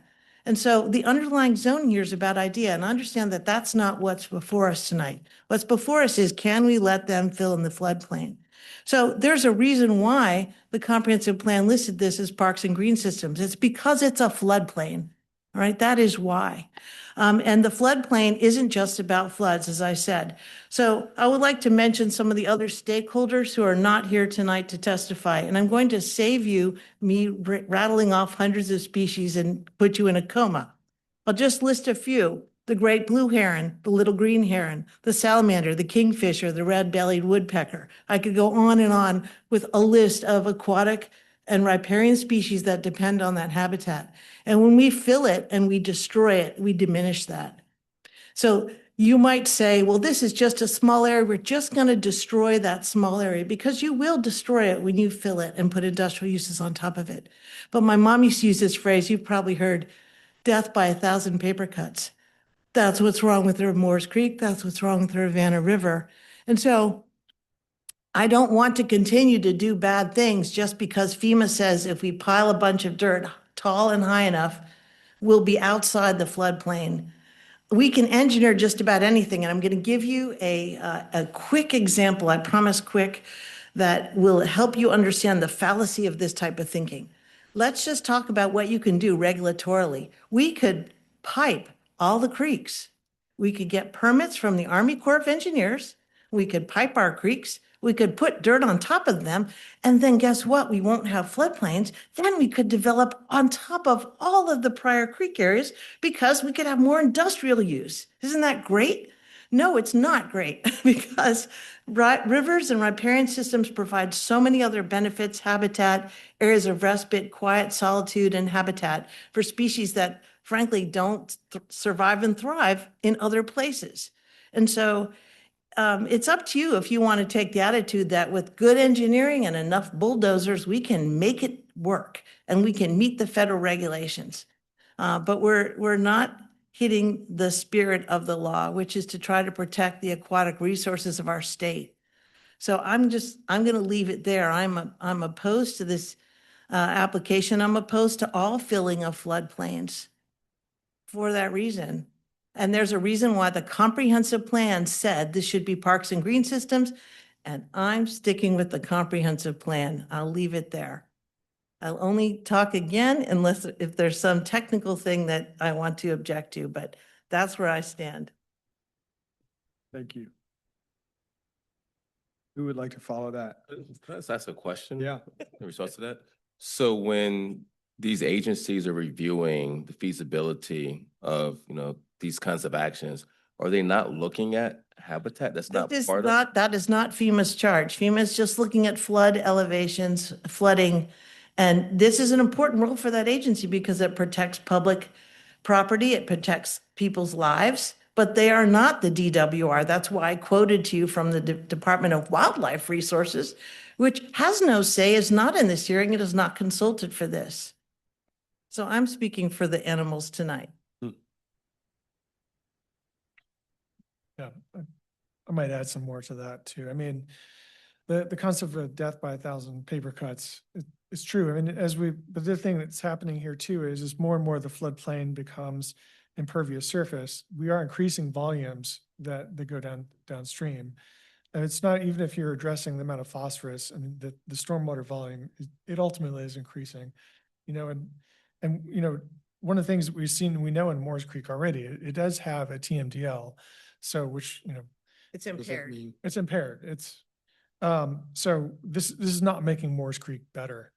I think the attitude about the Ravenna has changed dramatically since, it used to be, we looked at the river and we said, we look at the floodplains and just general, the attitude about wetlands in general was, these are waste areas. Yes. So as evidenced by the past, like why there's a junkyard there, why there's an auto body shop there, why there's all these uses that, now we might think twice about if we were to designate those areas. Before they just considered these waste areas. But now we're trying to turn our eyes to the river, to see the river as a public asset, not as something to just dump our waste in. And I think that should change our perspective on some of these past decisions. To me, it's not a good idea to continue down the road that we've gone, particularly in terms of Urbana. And then the other thing too here is, I think we need to take the city of Charlottesville into account too. I mean, we've heard a lot from Charlottesville residents and how they feel about this. And, I think it's important to be a good neighbor to Charlottesville and consider the opinions of the people that live across the street. Absolutely. Any other comments?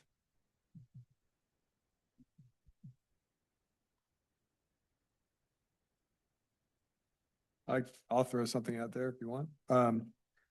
So it just, and I don't mean this to be any kind of a summary. This has been a challenging project. I know it's been super challenging for the applicant, I'm sure.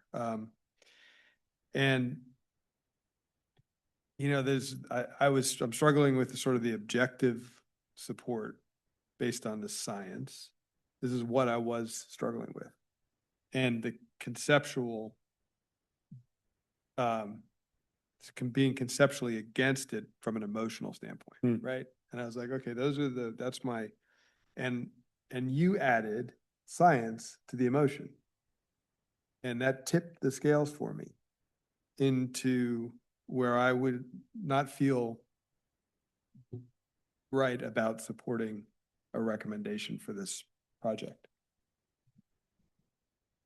As simple as that. I was struggling with other things like the bad actor comments, the county inspector's relationship and responsibility, the fact that there's fill in place already, concern that they've put it on top of archaeological resources, and that's pretty difficult to try to get to the base layer. It's possible, but it's challenging. Dealt with that on other projects, et cetera, et cetera, et cetera. But I really do appreciate the other purposes that a floodplain provides. And that gave me the science to support that objection. Personally. I appreciate also very much Commissioner Firehawk, and I learn a lot every time she talks about her expertise on these things. And I deeply do appreciate all that you bring to this. And there are also trade-offs in all these things. Again, like Commissioner Bivens said at our last public hearing tonight, we get the hard ones. These are all the hard ones.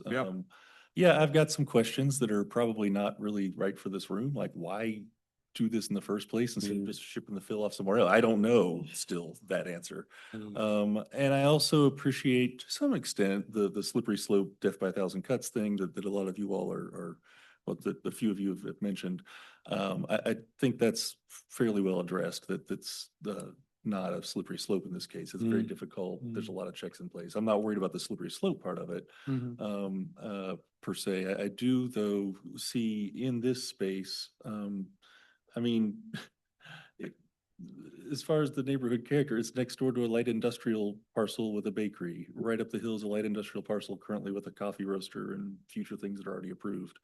But are you looking across the street? Across the street from a major. There's a neighborhood right there. Yeah, I'm aware. It's just not our neighborhood, but it's not under our jurisdiction, but it is there. I get that. What I'm saying is the things that are already in place and functioning, at a time when I know that we have a lot of demand, or I've heard from a few sources that not so much tonight, that there is demand for, these sort of light industrial things. And again, there's conditions in there that like, this isn't going to be storing, we're not like putting an asbestos factory here. I don't, we have so few of those parcels in the county that when somebody gets priced out or whatever, wants to put their business here, there's scant few places to put it. And I think that's something that we hear from the economic development folks and I see potential for that. You know, again, panel trucks, well, there's already panel trucks. I don't know that that's a giant objection for me. I do understand what you're talking about with rivers and streams and watersheds. They do more than just carry, you know, water out. Right. You know, and when we make decisions about these things, yeah, no, should we just say, well, Morse Creek's already awash, let's just It's bad, let's make it let's worse. just put it all a pipe, yeah, in a pipe. I understand that's not really the way to go. At the same time, I mean, Albemarle County has 2,400 miles of streams and rivers, and like the, you know, few hundred feet here for something that meets a different need is doesn't strike me as necessarily terrible. I don't love this. The first time it was here, I said the same thing. I don't love this. I'm not inclined to necessarily oppose it. But you know, I do think, you know.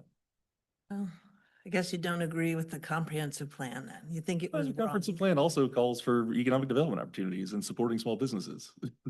I'll just add another metric to it. And again, I'm just basing this on seeing the build out analysis data as fact, right? So I'm trusting this.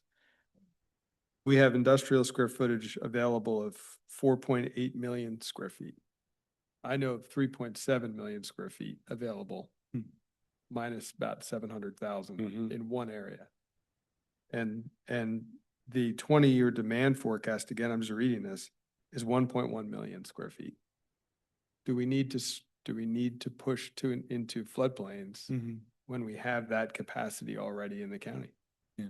But it's not that this is a landowner who has this, this is their only property they own and they have no other way to make a living except this one parcel. They are doing industrial development on their other parcels right nearby. So there's, I don't feel like we're taking someone's livelihood away from them. No, I They understand want that. to realize, everyone wants to realize economic return on their property. Oh, sure, yeah. And I do wish, and this is why my questions earlier were about like, what do we know about that demand, right? What is being filled out or not? Would this come to market and immediately or very shortly have some folks come in and, you know, make good economic use of it and support the tax base that's not residential, you know? We didn't get those stats. I don't know if those. I mean, those were in our, Yeah. that's from our recent update. Yeah. So that's where we know we've had this abundance. It's not being used, but it's there. So we have the opportunity for industrial in the county. Yeah, I hear you. All right, any other comments? I'll just add one more comment. One of the things that was in one of the slides there was that they called out was as areas that could be filled without, as backwater areas were Oxbow Lakes. And I was particularly horrified by that. And I certainly hope, I just want to call that out, that if that was used as an example by staff as a place that we could just fill without consequence, that I hope we would rethink that. Those are particularly important wetlands and, you know, For salamanders and all kinds of rare species and plants. There are some of those in my neighborhood and those you can't put back. I mean, if you mess those up, you can't put back. So I'll just throw that on top of there. Please, let's not use those as examples in the future of places we could just fill. Yeah. Okay. I'm trying to balance the sort of proportionality. So if I understood it correctly, some portion of this land is going to be put in some kind of park or conservation easement. I think the back part of it is, I think I remember reading that. I could be wrong if I am about that. Yeah. It's sort of the part that's in green, 80% of the dedicated open space for stormwater management. And that Morris Creek really runs, if I look at sort of how Morris Creek is being impacted now, it runs very close to the facility, to the wastewater facility right on the other side of it. All wastewater facilities are along creeks. Yeah, I realize that. How we build them. what else? But this is, I mean, it's right there, so it could spill into that. But then when I move further up the creek, I see that there's a bunch of, when we talk about runoff, there's a bunch of areas where things could run off. There's that apartment, I guess they're condos. There's a condo place, there's the U-Haul place. So there's a whole series of things that right now are much closer to the stream than this is supposed. If we really, if I take into consideration that the back part of this is not going to directly be on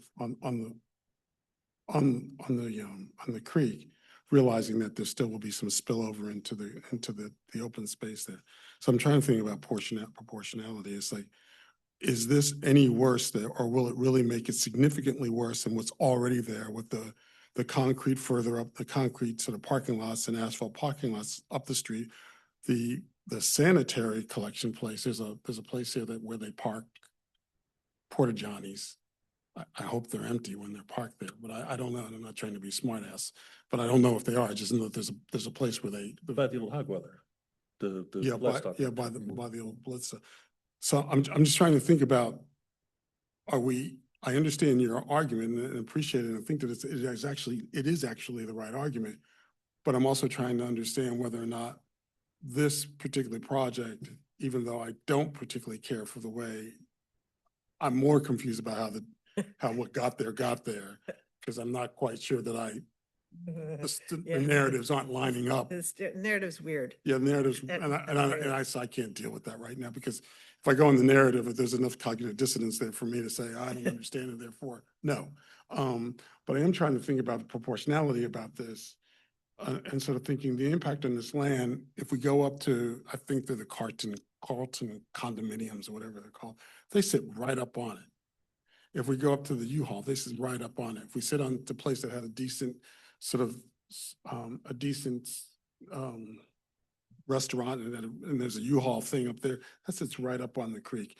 And how is not putting this there going to significantly improve or sustain the creek or the creek, given everything that's happening upstream? And that's what I'm wrestling with. There's so many things happening upstream. How is this going to effectively damage it when it's going to have 80% of the land is going to still be green, or it's going to be open space? So look at Karen. Well, you can just keep filling and keep making little harms all along until we have a great cumulative, even worse harm. I mean, I used to be part of a group called the Coalition to Restore Urban Waters, and we did restoration of urban creeks all over this country. And that's what we're trying to do with Moore's Creek. We're trying to fix the creek. And Charlottesville is working really hard on their stormwater management plan to try to add infiltration to reduce impervious surface. They put dozens and dozens of best management practices to retrofit the city. I co-authored the water protection ordinance in Charlottesville, which we based on Albemarle's water protection ordinance. So the city is working really hard to undo all this. And so to me, it's very counterproductive to say, well, you're working really hard on that in even our county. And then now but we're going to put some more harm over here, because you could, if you were to just like put a scale up, like an imaginary scale, and we're like, well, there's this harm here, but we're not doing, it's just this much harm in this giant pile of harm, so it's not that big a deal. I mean, that's the rationale for environmental degradation. You just keep saying, well, it's not that bad. Well, it's just a little bit more and a little bit more. So at the very end of the day, there's a reason why the county said this should be parks and green systems. And it did not have to do with an analysis of just the backwater effect of the Ravenna. And I understand that. I live on a tributary of the James. I had a backwards bathtub flood. My whole property was surrounded by water. And it's really scary, even though very slow. I almost came in my house. So I live that in my reality. I get it. But again, it's really, you guys, we all at various times vote for environmental degradation, if you will. Like there was a project that was north of Charlottesville in Albemarle County that we voted for that, and I'm not going to name the development, but it actually impacted a important forest habitat core. But by allowing that development to be close in, we protected the environment further out. So that was a trade-off. We lost habitat, but we gained protection by not sprawling. So yes, you're right. All the projects that come to us are the hard ones, the difficult ones, the weird sites, the sites that haven't been developed for a reason. You know, that's all we get up here. And it's just a whole game of trade-offs.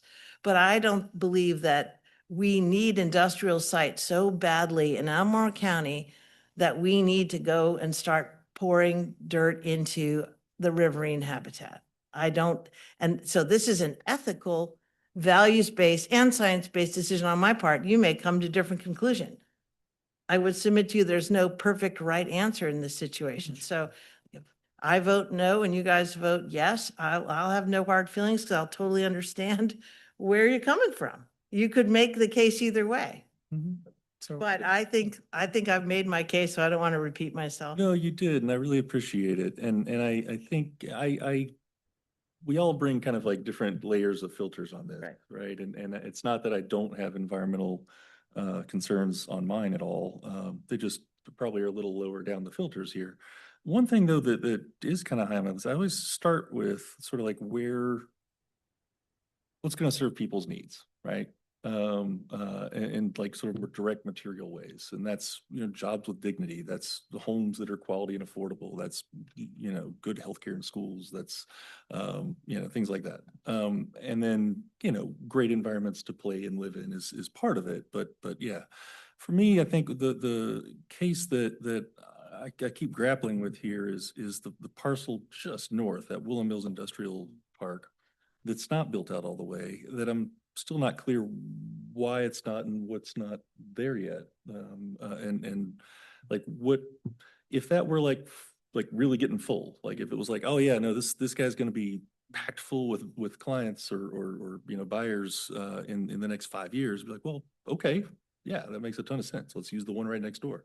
And maybe that will be the case. The compelling economic need for people's needs and getting jobs they can walk to from the trailer park or up the hill or wherever, like that would be great if that were there. I just don't, it's the demand that I haven't, I keep asking if there's the demand and I haven't heard yes, based on the property right next door. I also just want to mention, I mean, when we talk about harm, I think it's worth also, oh, go ahead. Yeah, you're good. Okay. So, when we talk about harm, it's important when DCR classifies a stream as impaired, what they mean by harm. And so what they mean by impaired, you know, that they have, first of all, a recreational standard, you know, that if you wouldn't fish in it, if you want your kids to play in it, that's part of what counts as impaired, right? So the fact there's a bacterial TMDL for that stream means that there's real health risk if a kid was to go out there and play in that stream. We've had cases, even at some of our public parks, where public waters were impaired to the point that someone's pet died just by going in the water. So I think that's, you know, when we talk about harm and, the needs of the public, I think that's something we need to take into account. That's safety in a sense. Yeah. Sure. Sure, just kind of zooming out for a second. So like when I first came tonight and heard the presentation, I was like, this is a far superior presentation to what I heard originally. Like just factual, the engineering is top notch, belt and suspenders. And in light of, you know, what I'm hearing, there's a more holistic consideration has to be done. And so I guess my question for staff in a sense is, could you talk a little bit more about when you're evaluating this and that holistic approach that you're hearing my colleagues talk about, how do you determine, you know, good, better, best, or bad, worse, horrible, right? As you make that recommendation, you know, I've heard a little bit about, you know, death by 1,000 cuts and do a little harm. Part of me is like, you know, I agree with all of that, but I feel like in every situation, we are probably doing a little harm. Like even if you think about your own body. I love Chick-fil-A waffle fries. When I eat those, I'm sure I'm doing my body a little bit of harm, right? But maybe if I run 30 minutes on a treadmill, maybe it helps a little bit. We'll find out eventually, right? But like in that same kind of context, good, better, best, you know, bad, worse, horrible. Tell us a little bit about how you came to your recommendations, thinking about it holistically. So does that question make sense? Well, I think we have clarified for you what the holistic is for this type of request, and we deliberately did not bring up, if you notice in our staff report, the economic benefits or market analysis and demand for industrial. The focus is on the impacts in terms of what Mr. Edwards went over. We've talked about the science in terms of or the engineering modeling. I don't have a good. You I'm said, sorry. you presented about the hydrology, Yes. not you did, and I'm not faulting you, but you did not talk about all the other values. You did talk about archaeology a little bit, but. Yeah, we don't look at it as ranking it good, better, best. Yeah, We see, yeah. is it compliant? Does it meet the requirements? Did it that meet are FEMA established? standards? Can you not raise the base flood elevation? So would you like me to continue to address it, or y'all want to move on to the next? Maybe if you could touch a little bit on the habitat piece, more Yeah, so than the economic. We didn't ignore, we've talked about the hydraulic, that analysis, and what I was going to say is that we did not ignore, and we recognize the benefits of the floodplain in terms of the other benefits. And we looked at the information that was available to us in terms of the biodiversity report and habitat. So what we're looking for, if we are recommending conditions of approval like this, recommending approval, or we don't want special use permits to make anything worse. So we're able to confirm that it wouldn't make anything worse. And with the conditions of approval, we are typically looking for things to be better than the existing condition. So that is just fundamental going into any special use permit, that when we're looking at the impacts and we're talking about detriment, there shouldn't be any detriment. It shouldn't make things worse. In this particular case, we've gone over that information, but that's what we were attempting to do with the special use permit condition. So we didn't ignore it. Other than, like I said, I intentionally didn't talk about some of the economic aspects of it because the property is already zoned industrial, and because of the overlay district, and because we are, in this case, focused on a certain lens, if you will. That's helpful. Thank you. All right, any other comments? Or is anybody ready for a motion? I could stab at one. I move to recommend denial of, sorry, my tablet just died. I move to recommend denial of SB 2025-0006 because this request to fill the floodplain does not comport with our designation of this site as parks and green systems in our comprehensive plan and the other values in our comprehensive plan for protecting natural resources. Second. Any discussion? I already said this in a different way perhaps, but I think for me, my reasons for not being up and down about this are less those, although I do appreciate them. More if the property immediately to the north fills up and there's great jobs to be had in the future, come on back. I'm not opposed to that, but I don't, it's been hard to see the need when there's only one building out of like 7 that were on that approved parcel. All right, we have a motion and a second. We call the roll, please. Yes. Ms. Moore, Ms. Firehawk. Aye. Mr. Carazana, Aye. Mr. Missile, Aye. Mr. Claiborne, No. Mr. Murray, Aye. Mr. Bivens, No. Mr. Moore. Aye. All right, thank you. Thank you, everyone. Appreciate the time and effort that's gone into this. Thank you, staff. All right, we'll move on to number 6, committee reports. Are there any updates from any commissioners? No meetings? Happened. None of us really have had any meetings. Okay. How about review the Board of Supervisors meeting from December 10th, Mr. Barnes? Juliet across the way. Yes, the board received, they actually had an afternoon session. They received a report on the zoning modernization, the same one that you all received last month. They did have 2 items on the consent agenda. I think I want to point it out to you. They were to requests for, ROI, request for, it's been a long night. What is that? That is, anyhow, I can think of as return on investment. yeah, I know. Anyhow, for changes to the zoning ordinance. And the first one was, they're both related to the entrance corridor. And they'll come back in front of you all, but this is the board approving us to go and look at this. And resolution of intent, that's what I'm looking for. The first was to amend the zoning ordinance so that, you know, currently in the entrance corridor, you have to get a review by the ARB for outdoor storage display. The idea is we're pretty much rotely approving those, and much better if we just come up with a set of standard conditions Yeah. and then apply them. So that's one thing we're doing. Okay. And the second one is to add a countywide certificate of appropriateness for solar panels in the entrance corridor. Again, we think we can come up with some design criteria, work with the ARB to come up with design criteria, and then have those be a staff reviewed factor as opposed to sending the applicants in front of the ARB for solar panels. Is that a certain size facility, or is it just any that would be in the entrance corridor? I think we're talking about rooftop. Okay. Like Rooftop. smaller scale. If you'll recall, the solar ordinance basically was trying to push people towards having rooftop. Solar.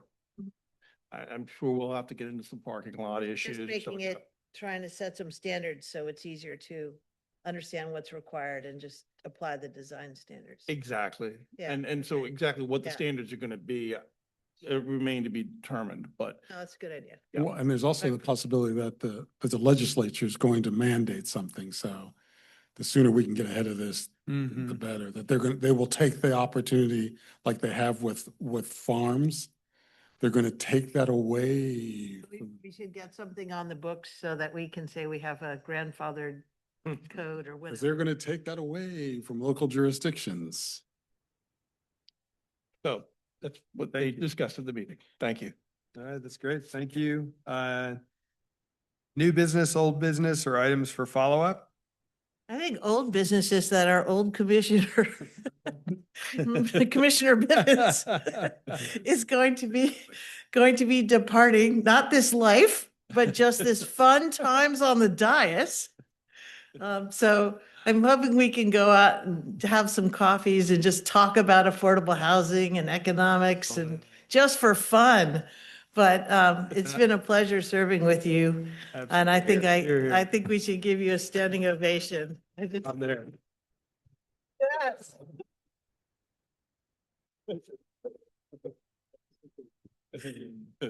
I have to also confess, I asked Mr. Commissioner Bivens, soon to be just Mr. Bivens, if he would be extra naughty tonight, but he kind of let me down. He was just his usual level of naughty. Well, you will appreciate that some of the family members from across the street in the first thing, a number of them said they were glad that this was my last night.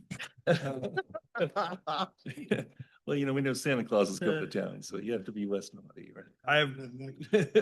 I have one more quick, just matter of business. I am also, for the record, hereby submitting my resignation from the Planning Commission. So that's part of the public record, and I just want to thank the public, first of all, for really openness, honesty. I know all of the public, there's probably thousands online. For sincerely, for the openness and input and dialogue that we've received, and then staff continued expertise and Madam Clerk, and it just really amazing. It's why I like doing this. It's why I'm continuing to do it in another role, is really the staff. You guys are rock stars, and so I'm grateful for that. And then also the commission. I mean, I've learned so much from you all, and I know I'm really excited to continue to collaborate with you. And you mentioned thanking Commissioner Bivens, but I also want to thank Karen Firehawk for continuing to be on the board, or sorry, on the commission. To approve that. Thank you. Done. Consider it done. And then also wish Commissioner Carazana the best in his leadership role here, I assume, coming in. I know that's maybe Yes. we'll have to see, but I'm assuming Some barbecue. all the speeches go well, right? Exactly. I gotta get some yard signs. Yeah. You got any yard signs? I guess I'm gonna just get some, I'll give you a Sharpie. So with that, I will adjourn the planning commission Give you a round of applause. Sorry. Yeah. It's her. It's her. Thank you, guys. Yeah, sit down. Stand. Thank you. Hold up for the He got public us- record. He held down for 2 years as chair and got us through Yeah. AC 44. Because of everybody else, for sure. But thank you all. So next planning commission meeting will be held Tuesday, January 13th, 2026. It's amazing. At 6 p.m. So we are adjourned till then. Happy holidays to everybody. Happy.